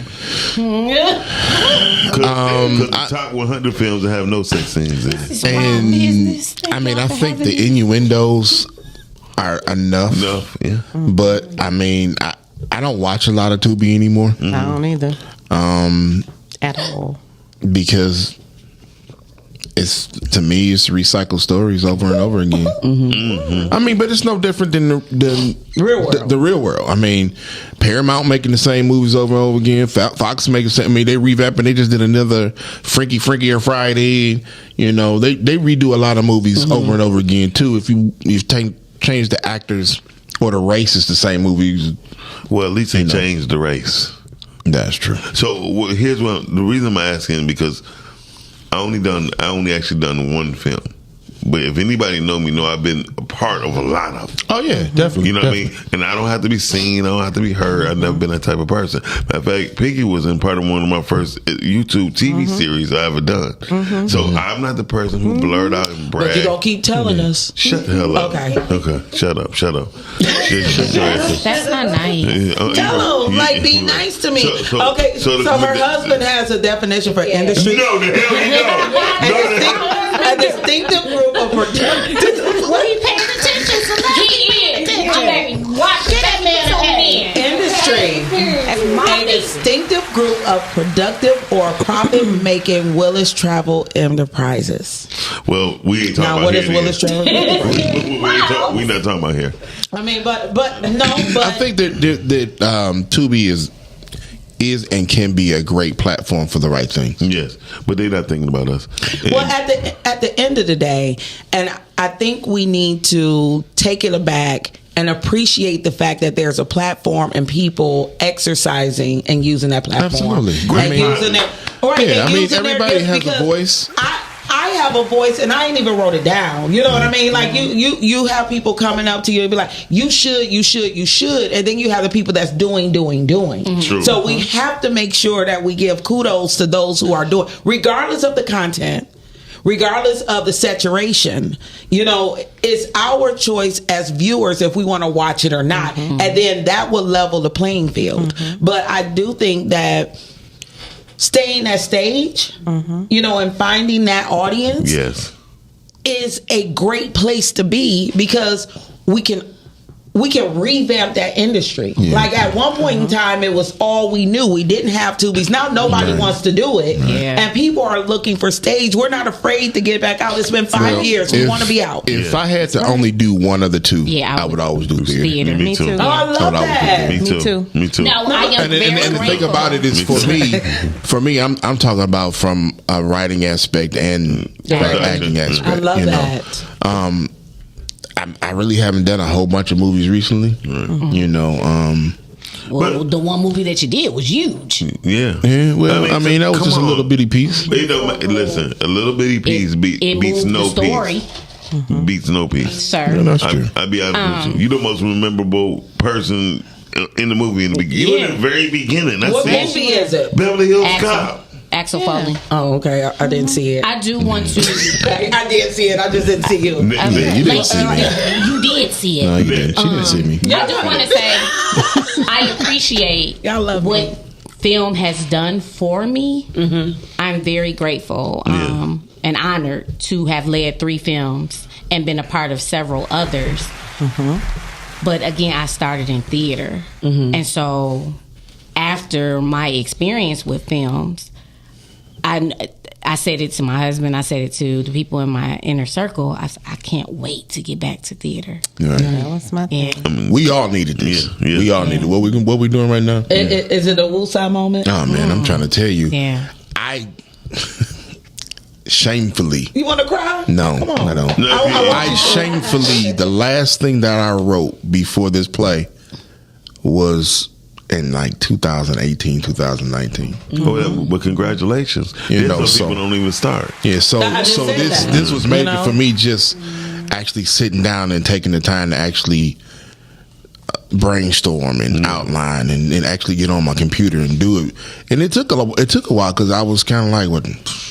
Can I still write? Right. You know, it's like, you haven't done something in so long. But I knew I owed it to them and all these people that I run into on the street that have actually been to these places. People don't understand that. Like when you come down and you say, "Thank y'all for coming out. God bless. Good night." You don't realize all who's there. People like, when you doing another play? When you? And like, they'll find you. They'll find you. You was at the play. Like I didn't been to this play and this play and this play. I'm like, oh my god. Miles, I have a question. How much time do we have? Whatever we want. We own our own shit. We own our own shit, but that should be on the timer. Yeah. So this was major for me to get back in and get them involved. I want to offer to buy a ticket for someone. If you guys give us a call at 810-560-0658. If you call in, I will personally purchase a ticket for you to enjoy the play. Oh, yeah. That's awesome. So, but it's amazing. Make it make sense. Just don't call and be like, "Hey, you got to I called about the ticket. Did I win? Yeah, right. Did I win? I won a ticket. So, what's the number again? Once again, the number is 810-560. You got 0658. You gotta talk sweet to me. Let me. But if you guys call in, I personally will buy a ticket because nice. That's very nice of you. I'm a nice Thank you for supporting us. Yes. You know, yeah. I might give you a cameo now. Oh, maybe. Give her her own. Your one woman stand up, honey. Oh God! And put that on Tubi. Do that. Just you know what? Oh God! Somebody took me up on my word. Watch out now. You say hi, Mom. Hi. How are you guys? Hey. Mom. See, he did what I was gonna do. Y'all talked about me. Well, it looks like we have a winner. Just ask me if you want me to buy you a ticket. I mean, right here. Her whole energy dropped. just made me sad. Jonathan says, "Shout out to everyone who is in this play." Thank you. Thank you. And who is also a phenomenal talent. He says Celeste is a phenomenal talent. Definitely. Thank you. Just being in this. Thank you so much. Be in this energy. You guys are. Jonathan, did you get your ticket?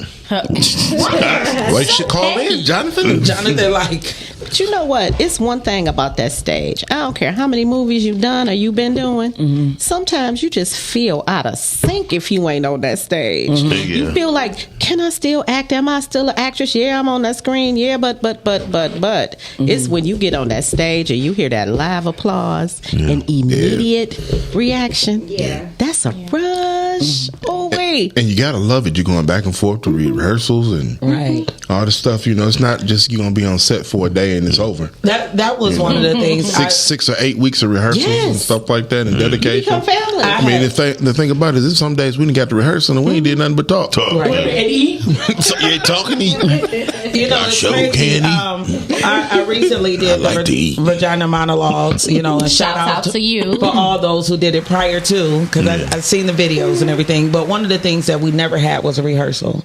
Really? And I was telling them that to build. Didn't you direct Vagina Monologue? I directed one and I was a part of 2 of them. And if she was the director, I'm sure we would have had rehearsals. It would have been mandatory. Yes. But the one of the hardest parts for me was not having that relationship with the other women, not knowing what their faces look like. Like we were just made to show up that day. Pandemic. No, it was last month. Okay. Wow. And you know, people kept telling me it wasn't a big deal. And I was like, part of the reason why I wanted to be a part of the production, not only to get on stage, but to develop relationships with like-minded people, because that too recharges you. It does. You know, and let you know that you're not in this alone. So when I got up there, I really felt, you know what I'm saying, like I had to talk myself like I was my own coach. Like you don't say the words you in this alone. You're not. Your boyfriend's out there. I'll tell you, but you learned. Some of us started off as cast members. Some of us started out as cast members, and we end up family. That's what's up. I mean, for real. That's how it is. There's not a person in that play that I don't love like a brother, sister, or a niece, and that's real talk. I want to be your niece. You're too old to be my niece. Wait, but I'm everybody's grandma. Everybody's kid grandma. Once they come to rehearsal to bring the little kids. Yeah, we know I brought our kids to the house and stuff and everything. Them kids leave. My babies when they leave. And there are 2-3 people that's not on the flyer. Mm-hmm.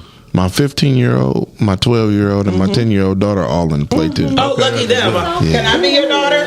You're too old to be my daughter. Too old to be his daughter. I don't think so. Unless we're in a movie or a play. Then I can call you daddy. I mean, daddy, I love him. No. Daddy, I love him. I'm saying, daddy, I love him. That's a different play. That's a different movie. I love it. Jay gave me this role, and I love having the diversity of different, because I don't like to get typecast. I like to play a variety of different kinds of characters. He gave me this role. This woman is kind of laid back, but ooh when she dropped a bomb on everybody.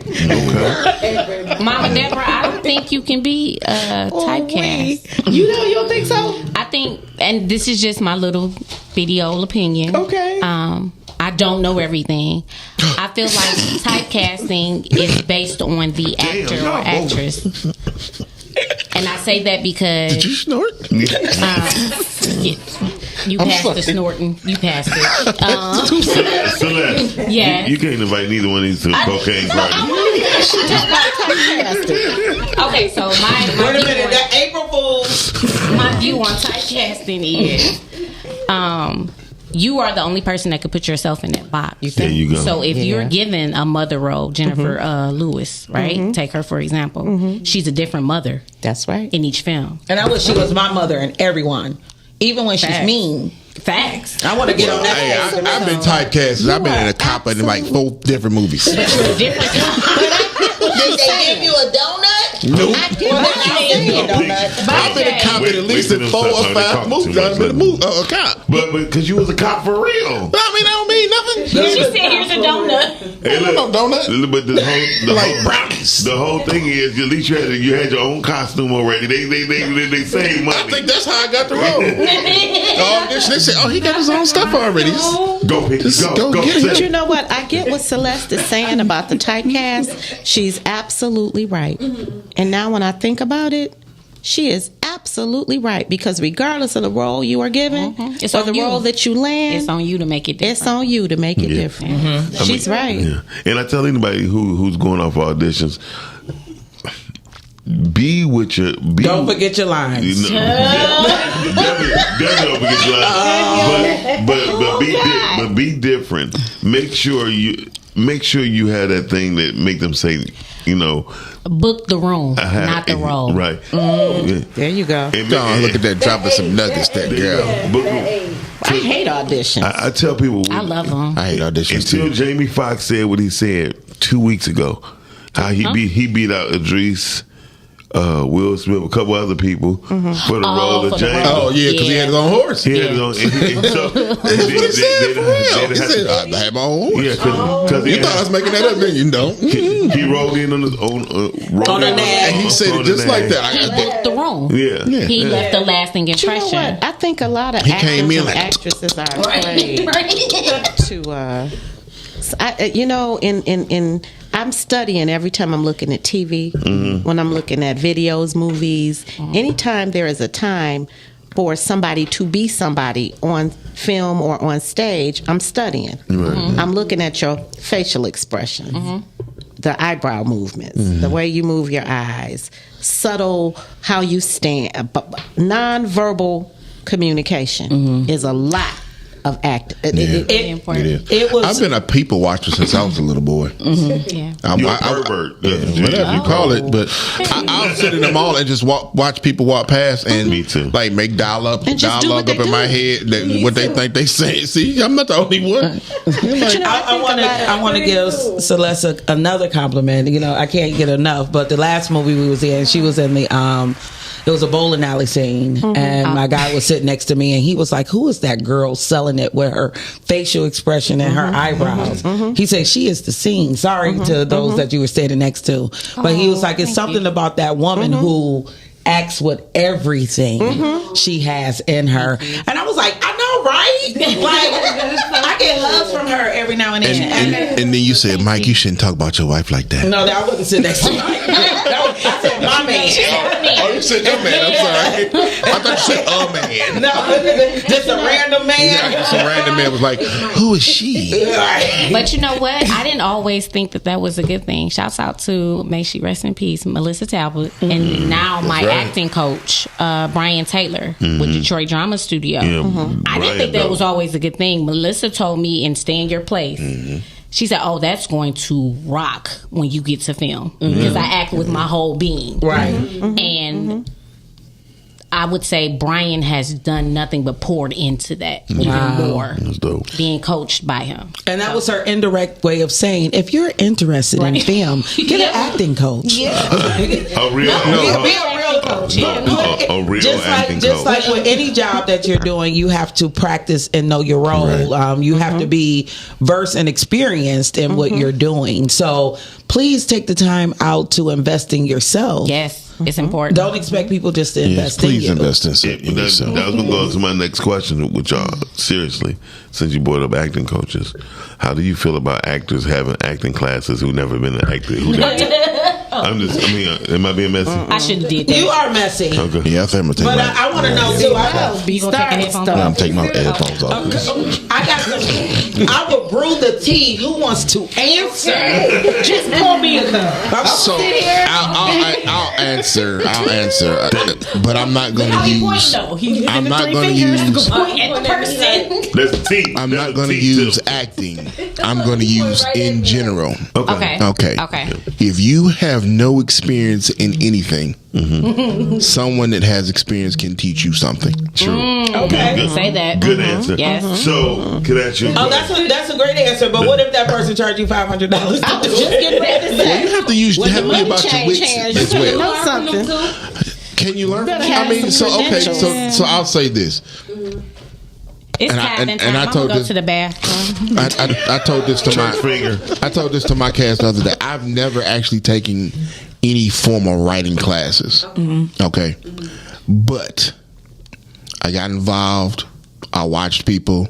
When classes came up, I took classes from local people. I didn't know what writing experience they had, but I knew they had more experience than I did. Right. So I learned as much as I could from them. And when I couldn't learn any more from them, I moved to someone else that could teach me more. Good answer. You understand? So I will say that about anything, whether you play basketball, football, wrestling, writing, acting, painting. You can. Everybody can teach you something that they have experience in. I know one thing. Celeste is an experienced wife because your husband's on here like, see, babe, you dope. Like, I need that. I need experience. But and I just Robert, she ain't even reading. She already know you compliment. Like, she ain't even got her phone up. I don't. But Robert Townsend had just said something recently about he talked. Oh, wow! But what he talked about was kind of relevant to what's going on now. Right. When he made his first movie, he did not have any experience in making a movie, and what he told himself was, "I'm gonna make a movie," which, like I said earlier, is so much more than a lot of people who think they can do. And he said it was the most excruciating days. 12 days of his life because it was learning and directing and writing and dealing with people, but he did it. And then that took him to another level in life. That is, he's an icon for me. You know what I mean? For me, and he doesn't get enough credit from his work. Him or Keaton. Definitely. Now, I'll answer your question.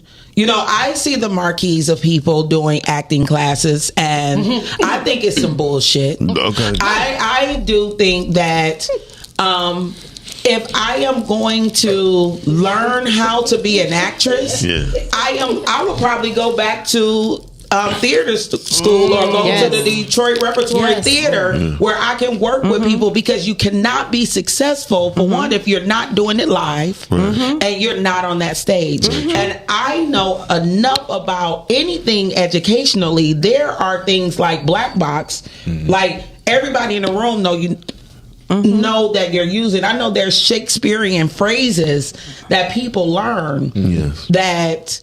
You know, my first play I did, you know what I mean?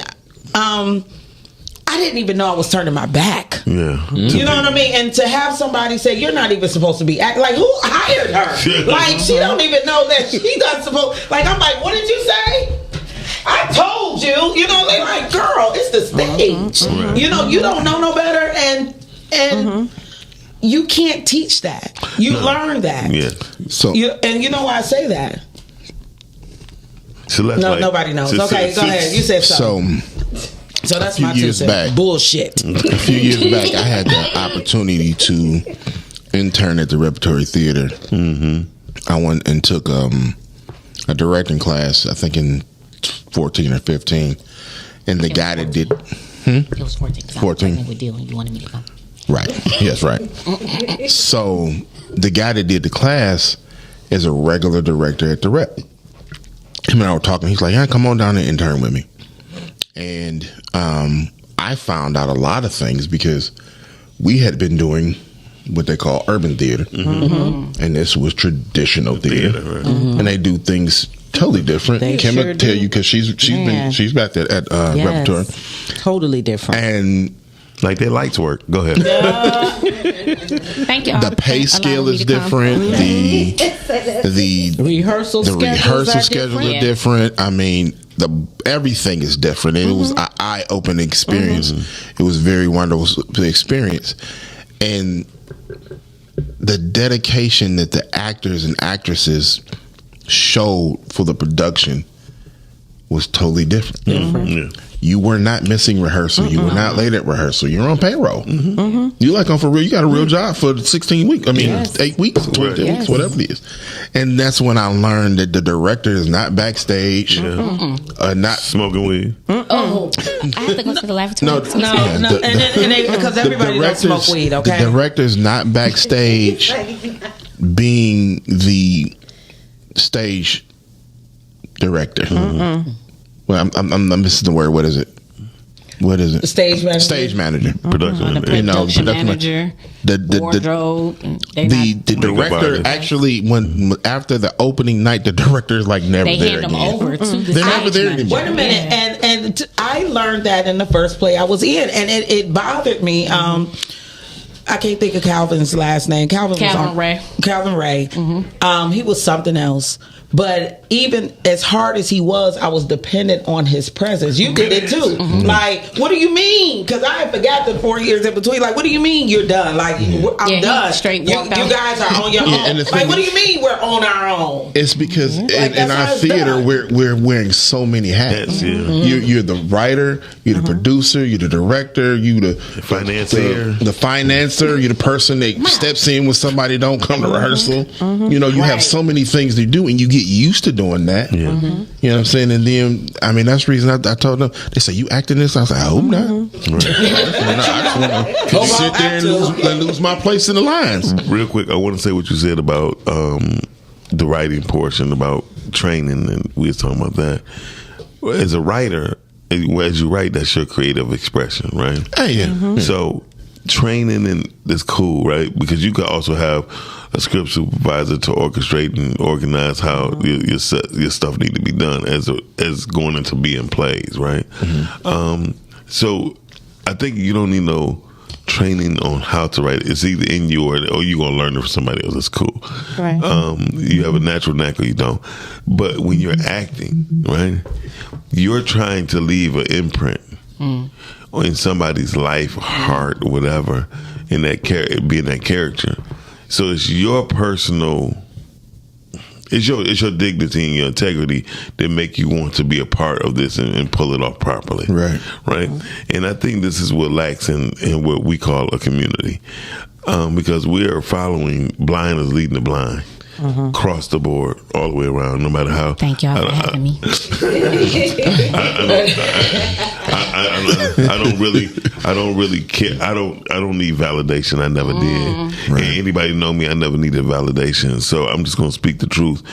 It's the blind leading the blind. And then so when Denzel came out and said theater, when he started telling people, "Hey, get in the theater" on the red carpet 19 years ago, do you do theater? No. So how you gonna act with me? You know what I mean? And then years later, the guy took up theater.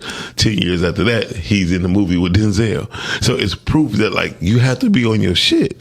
So when people be saying things, especially to me, I just ask them simple shit like, "Have you ever did theater?" No. So how you expect to really pull off something? How do you know you even good enough? Now, I've been part of course, things with Melissa to where Melissa like, "Miles, they suck." And I said, "Well, they suck." I said, that sounds just like. I said, yes, they do suck, but under your direction, they will be way more better. And the problem is, most people don't understand. You have to have people that believe in you and they can pull that shit off, because and it's the problem that we have here. Everybody think they can pull shit off. You feel me? No. No, I'm telling you. That ain't the only problem we got here. Some folks don't want you to tell them a damn thing. Yeah, of course. Right. And they don't listen when you do. And don't appreciate learning something. And people just, to me, I think in the industry, they just don't follow up and invest into themselves. I don't give a damn whether it's acting class or not. They don't even invest into themselves to be coachable. You know, but it was one of the things I was thinking about. That was a gym. There you go. Jonathan said some people love acting and some people want to be famous. That's so. Come on now, Jonathan. Hey, listen. Yes. A friend of mine used to introduce me when we would like do speaking events and stuff like that. She said, Jay, this is Jay Walker, and he wants to win an Oscar, but he doesn't want to win it on stage. He wants his name just to fly across the screen during a commercial break. That's me. Yep. That's me. Yeah. I want to be EGOT, but I ain't got to be in front of nobody to get it. I just want to know I did it. Yeah. I just want to know I did it. You don't even have to know I did it because it ain't for you. Exactly. It's two coins or two sides of this coin because I took my son this weekend to see a movie called Novocaine, and we were looking at the two lead characters, and the lead character is Dennis Quaid and Meg Ryan's son. And the other guy was Jack Nicholson's son. And I was like, you know, we have to remember that a lot of these people are just put in place. You know what I mean? Like, they're not professionally plants. They're plants. They're children of people who actually made it. And I know if you're in the house with your mom or your dad, and this is what they do, you pick up some of their skills. Because Jack Nicholson's son, as soon as he smiled, you knew. I said, "That's the Joker's son." Like, and he probably will for always be typecast as a bad guy, you know. But we have to remember that as well. Like, that's what people are doing. You know, they want certain people because they have certain clout. Yeah, but shout out to Denzel's son for not wanting that. Yeah, but if he really didn't want it, we would know. No, he didn't want it. If he really didn't want it, we would know. Well, he didn't want it on his daddy's name. He didn't want it on right, but he we wanted wouldn't his know. own merits. No, he wanted his own marriage. I did not know he was Denzel's son. I didn't. The first thing I saw him in, I had no idea that was Denzel's son. And the thing is, a lot of times You supposed to be on the clock or something? Is that your job? It's my alarm. I mean, you are saying it's time to go because you got to get to work. Late. No. Okay, I'm sorry. I'm sorry. It's called a podcast. So the whole thing is the reason why Denzel didn't even mention his son was acting. I think it was a mutual respect. Like, okay, this is what you want. Use your own shit. I know both of his sons and his daughter is in the film industry. Okay, I have a question with that though. I have a comment. Oh, go ahead. Go ahead. Shut up. No, go ahead. I think I'm trying to find I thought you had the shit already. So no, I'm trying to find a great way to say it. Okay, go ahead. I'm coming from the perspective of I want my talent to speak for me. Yeah. I want my talent to be the popular perspective. I don't want the fame or the popularity. I want. You want to win? Yes, but I want to set my own ceiling. There you go. The goal is not to be the best because now I'm setting the ceiling on myself. The goal is to be better than my role. The last thing that I did. The goal is to always get better and greater, not to be the best or the greatest. But let's go with it. When you do better, you be the best. Okay. I mean, that's what happens. I have a question for you guys. Going back to let me finish with. No, go ahead. You rude. Go ahead. I'm sorry. Going back to the Denzel Washington son thing, though, right? We have. I'm sorry, and I was trying to lead into that. Yeah, okay. Because his son didn't want the popularity of his father to guide his career. He wanted to set the tone and the bar for himself. And what he did. But I guess this is where this may be an unpopular opinion. Of course. Okay. how does Denzel Washington get to where his son get to where he is and you don't? The only way he got there was because he's Denzel Washington's son. Because you deserve to be on the big screen. So you can't sit here and convince me the fact that people didn't know who he was. I'm just saying, you can't tell me that those doors wasn't open for him to walk through because I'm sitting with a hell of a talent. Yeah, but can I say something? It's not always the fact that a person can open doors. It is about opportunity. That's for sure. I think with the right opportunity, all of us could be doing top tier work. If we had the opportunity, it's just a matter of he had the opportunity. You know, just like professional athletes, they have the opportunity. They have the best of something. And they still don't make it. We use a free software. We use a free software to make flyers and write plays and things like that. Where somebody else had the opportunity to have the best. You know what I'm saying? So they graphic look a little bit better. Their format is a little bit crisper. Miles Dixon, go ahead. Yeah, I know. But I mean, so I get what you're saying. His name holds a certain amount of weight, and it may have gotten him the opportunity. But it didn't really pay the way for him because he could have sucked because Eazy-E's son tried to be in the movie. And Ice Cube's son was in the movie. But Cube would tell you, I made him audition. I made him do this. Classes. He took classes for 2 years. Yeah, that's what I'm saying. So I mean, Cube gave him the opportunity, but his hard work is what paved his way. Really? Do you really think that he would have cast somebody else as his son? Yes, absolutely. I do. I mean, if he wanted a good movie and he wanted the best actor for that role. I mean, but the thing about it is the proof is in the pudding. He wasn't a one-hit wonder. No. He'd have been in several movies since then, and Cube ain't had nothing to do with it. Y'all don't watch that. Yeah, I heard that one. Yeah, that one went slow. It's so slow. You go to sleep and never wake up. I was gonna watch it. I put it like this: when it comes to people like Ice Cube was very upfront. He was like, "My son, he had auditioned more than once. He made him go to acting class for 2 years. This movie is a 3-year project, damn near in progress. So we have to really think. Just because somebody their son, everybody since LeBron and did what he did, everybody think just because you somebody's son or daughter that you gonna come up. No, that's not true. That is literally how it goes. I mean, everybody in acting in Hollywood is somebody's son. Go back, and I'm not even talking about this generation. I'm talking about the generation above.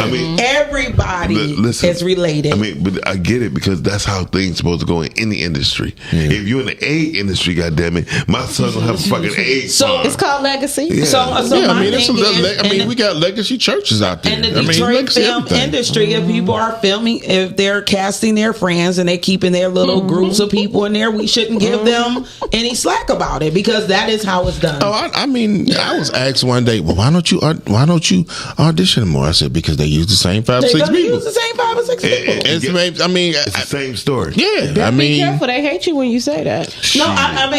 I'm not being critical. That was my reason. I'm not down. That was my reason for not auditioning though, because I don't want to waste my time. Like the audition is like the HR way of saying, okay, we open the doors to people, even though we already had somebody for the job. Now, I was impressed when somebody called me one time and said, hey, they want to talk to you. They want you to play this role, blah, blah, blah. I'm like, me? Right. Me? Now, you know what, Jay? That's it right there. I don't like to audition too much because of the nepotism and the other stuff. I hate auditioning because, for number one, a lot of the people who you're auditioning for, they judging all the time. See, all the time. And I'm gonna tell you something. I don't give a damn what you think. That's why I don't audition. If you call me because you know I can do the damn thing, I'm gonna come do it for you. I don't audition because I'm not a good actor. See, stop, Jay. I'm serious. Just stop. I think you also, you can pick and choose who you audition for. That's right. And so I don't. I don't do every role. I don't do everything. I don't just have to keep being seen and run over here because I want to do this, I want to do that, I want to be in this, I want to be there. Face. I like to do quality stuff. And I think that's the problem with here. We base off of, where is our quality based off of? I'm gonna go to the bathroom. I mean, the quality is based off of what people. A whole lot. Y'all hitting. I think what people judge as success. No, but if that's the case, if they judge it by success, then nobody be doing films here. Because I mean, there you go. You just said it. You lucky you got your own podcast because you ain't gonna be on nobody else. No one asked. Miles Dixon, TRUTH. See, I can't get blackballed because don't nobody use me no way. I can't get blackballed because don't nobody use me neither. But what I'm saying is, you can't get blackballed when you know how to write your own shit. There you go. But here's another thing. And my husband make a comment, Charles. Come on, he has another definition. The definition is terrible. Miles. No, but seriously, I'm not shitting on anybody who did anything to little movies. You know what I mean? I just want to ask the question: when do we elevate? When does things get different? Where do we see? I told somebody and they got mad at me. I said when you see an actress, male and or female, that speaks different languages, that know how to play a damn instrument, to bring that life inside of that film, be different. You know, they dare to be different. That shit real in film and theater and everything. If you don't do these things, you will always be the N-word. Normal. The N-word normal. I hate that word. I hate the R word, regular. I've never been regular and I've never been normal. Like, you don't put regular? I think you should get some fiber in your system. Yeah, you don't go to the bathroom every day. Somebody never been regular. Rhea said that she's grateful for the. Never been regular. I only poop every 5 days. Rhea said grateful for the wisdom to be coachable. Shout out to Miles Dixon. Thanks, Coach. Giving you your flowers. I'm learning so much in this production journey. And then she said, take a shit. He doesn't regularly do that. Next week, I'm bringing him some Metamucil. Did she say he was full? Was that what her way of saying he full? I don't know if she said he's full of S or if she said that he's so stressed. Well, he's not regular, so we know he's full of something. I'm not regular. I do want to give a shout out to Jada Jones for her new series coming out called Unknown. And this is, and when I say, I was like, unknown. I know everybody in there. Right. It's the same people. It's not the same no, people. It is. Did she have auditions for that? Yes. No. Yes, she did. What did you say? Why are you saying shit? She did. What do you mean? She had. She didn't have you audition. Well, I'm sure. It wasn't on my platform. I didn't get to it.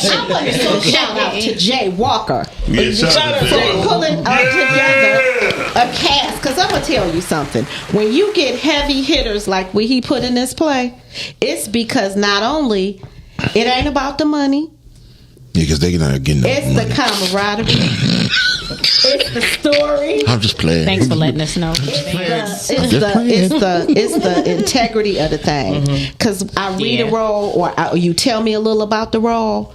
If I believe in it and it's something that I can do, I like to be proud of what I do. Wow. I don't care if anybody else don't like it. I got to be satisfied with it. Who hired me got to be satisfied with it. And I'm trying to deliver and bring your character to living life the way you envisioned it. I will take direction and however you want to use me to bring this to life, and I'm proud of that. Pinky the Pimp. Yes, see, because I don't do everybody's stuff. And I do appreciate that love. That was dope to give that. Really that was I appreciate that. Because I wouldn't have said shit to him. Yet he's the first one that called me as soon as he saw me in the movie.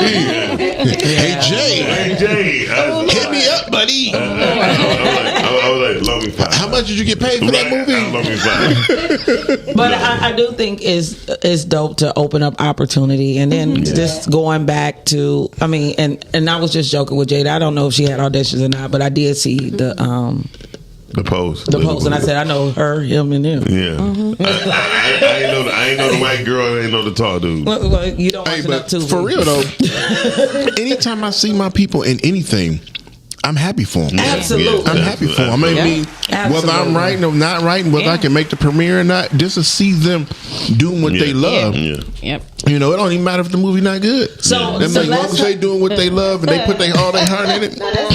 Celeste's husband said, God damn it. he said, Miles, when you putting out your own stuff, Ooh, you want that's different, right, you have to do different. That's what Robert Townsend said. That's what he said. I'm about to say he ain't do his hands like that. Well, Miles tell the truth, so I want to be in his stuff because he you know what? He can respect the truth.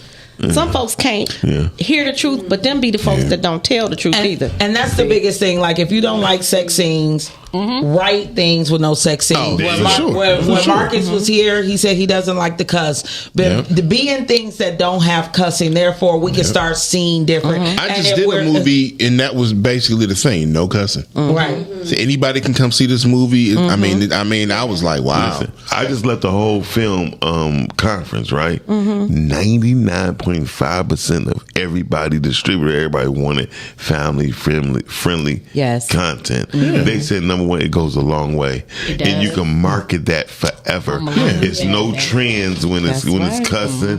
When you got cussings and sayings and stuff, you following trends, and when you do that, it's hard to market across the board. Some things might take 2 years to jump. Right. Like Akilah and the Bee, when she said, I did not know that. I didn't know it was a Hollywood flop. But once it got to DVD, it became one of the biggest things that came out. You feel me? So you never know your time, whether it's in product or production. You just have to be stern and really just focus on what you know how to do and do it the best way you can. That's what I say. Being the best. I tell Shannon, I don't play well with others. Either they're gonna roll with us or they're gonna get rolled the fuck over. Right. Either we gonna be the best or we ain't gonna be Miles, shit. when is your birthday? He's a damn Scorpio. November 17th. So November what? November 17th. Sharing is not caring. Jesus, honey. No, not when it comes to the livelihood of me and my team. But we also have to give people the grace when they're putting their money forward. They have to put things out there that's going to get their money back. And people are still invested in themselves. It's not a big investment community. And just like the grind from Detroit, we are known to do things on our own. Just like giving us this platform here on podcasting. Yeah, I mean, Detroit is Detroit. Detroit is Detroit. I'm about to say that. Detroit is Detroit. We just most spoiled city in all of America. Man, let me tell you something. If they dropped some money in this city for us to do what we do, we would take Hollywood over for real. They won't. That's why they won't. Yeah. That's what they want. I mean, that's the But truth. we would take anything over. Detroit is a city of survival. That's what I'm saying. If they drop that money, we could do anything we want to do. She right. We the city of surviving, but we're not the city of thriving, and that's the problem. When we can have the ball in our court and we just pass it on to somebody like we get the bag. No, we need to take that shit over and ride it through. We was the music capital, the hair capital, the nail capital. What type of sportsmanship Miles had. No, I had great sportsmanship. That's funny. He said that. I have great sportsmanship, but I know when we fuck up, we had the music. We had Motown. Yeah. Then you had 7 other cities talking about they the new Motown at the same time. We was a hair capital. We passed it over to Atlanta like it was a fucking frisbee. We was a nail capital. Passed that shit over to Atlanta like it was a fucking frisbee. We lose everything we get our hands on because we figure we gonna get it back. But you know what, Miles? I got this saying.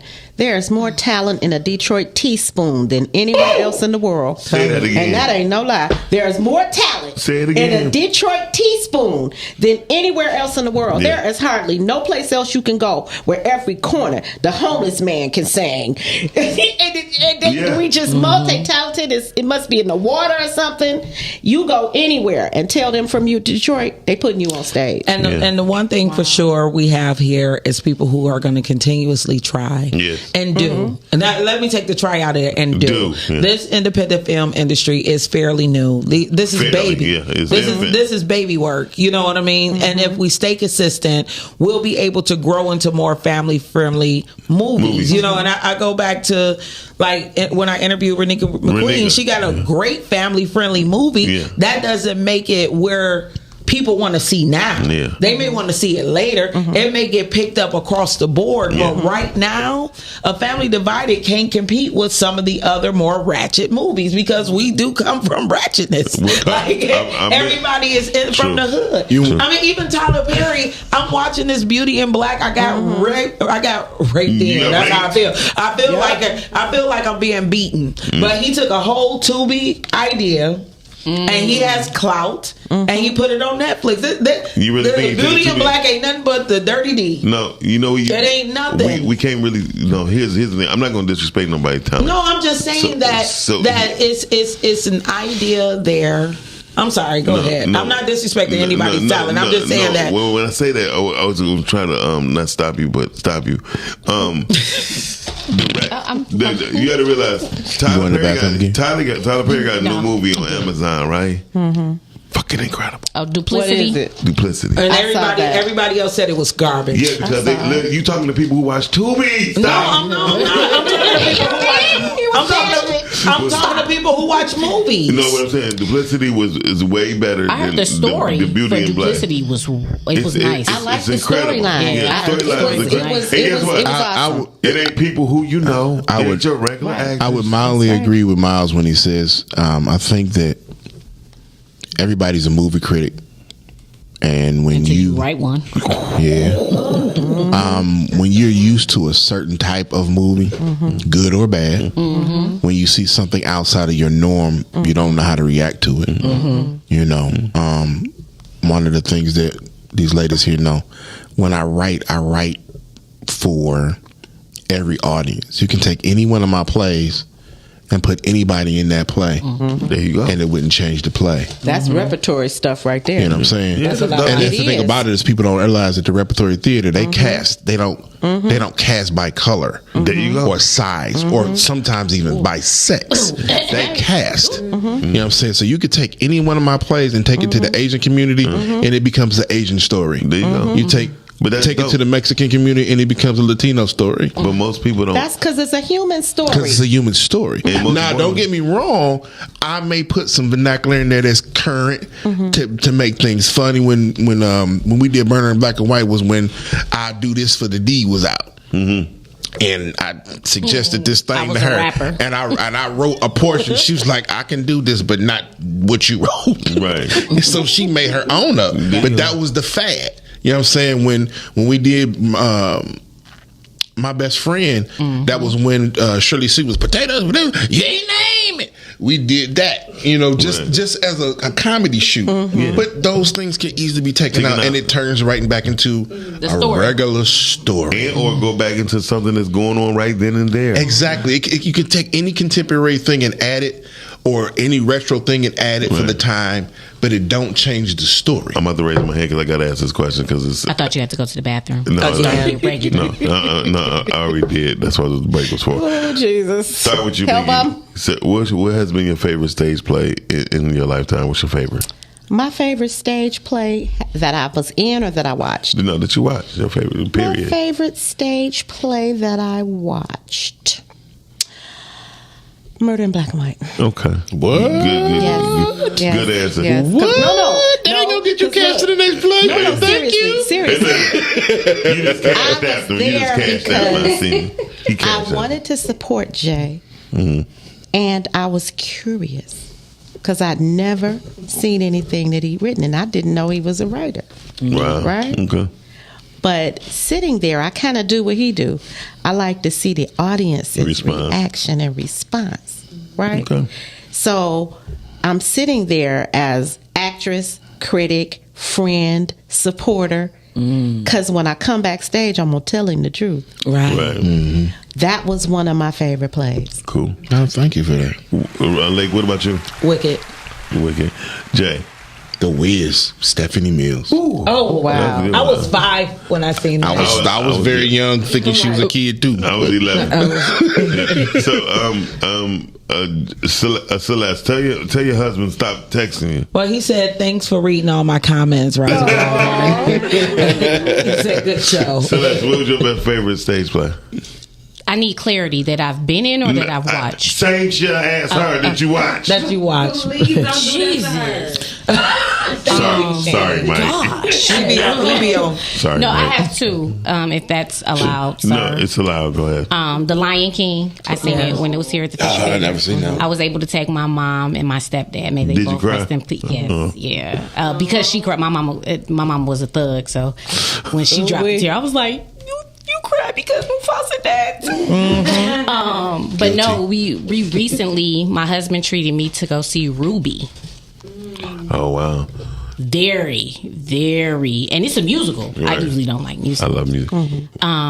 I enjoyed it thoroughly. My favorite play, going back to what Jay said, no matter how repertory theater casts you, right? Is my favorite play is Rent.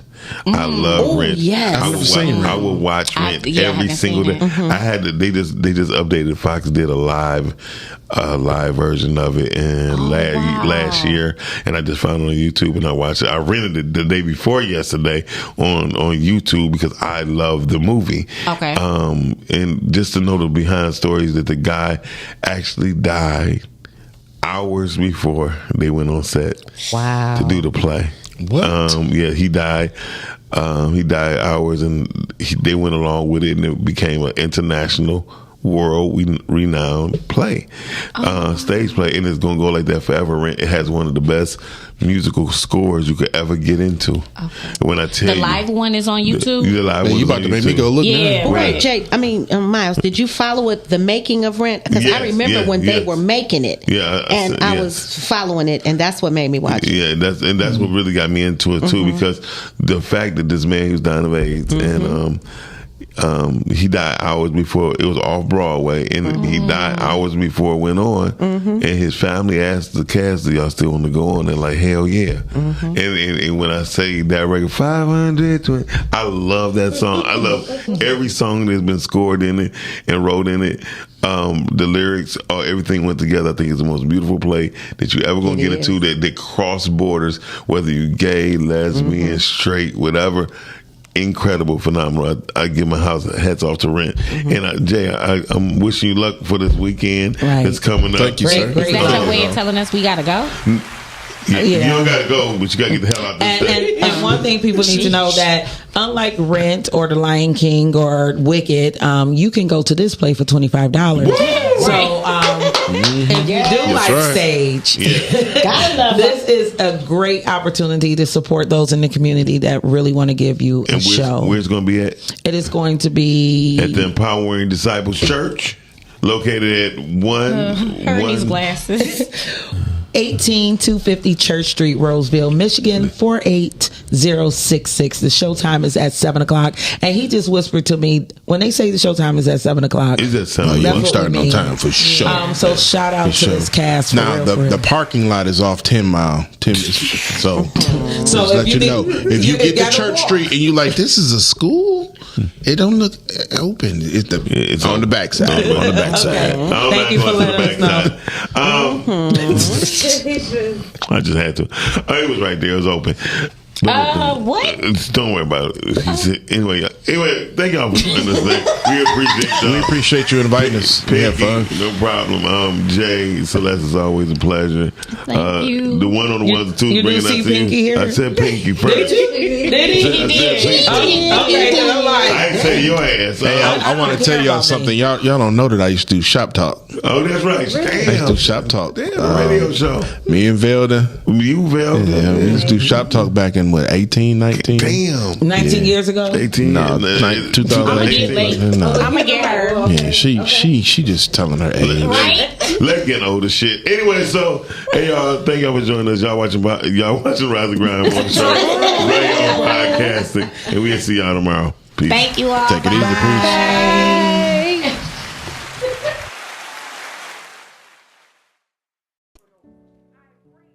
I pray that my love for you is bigger than what my parents have.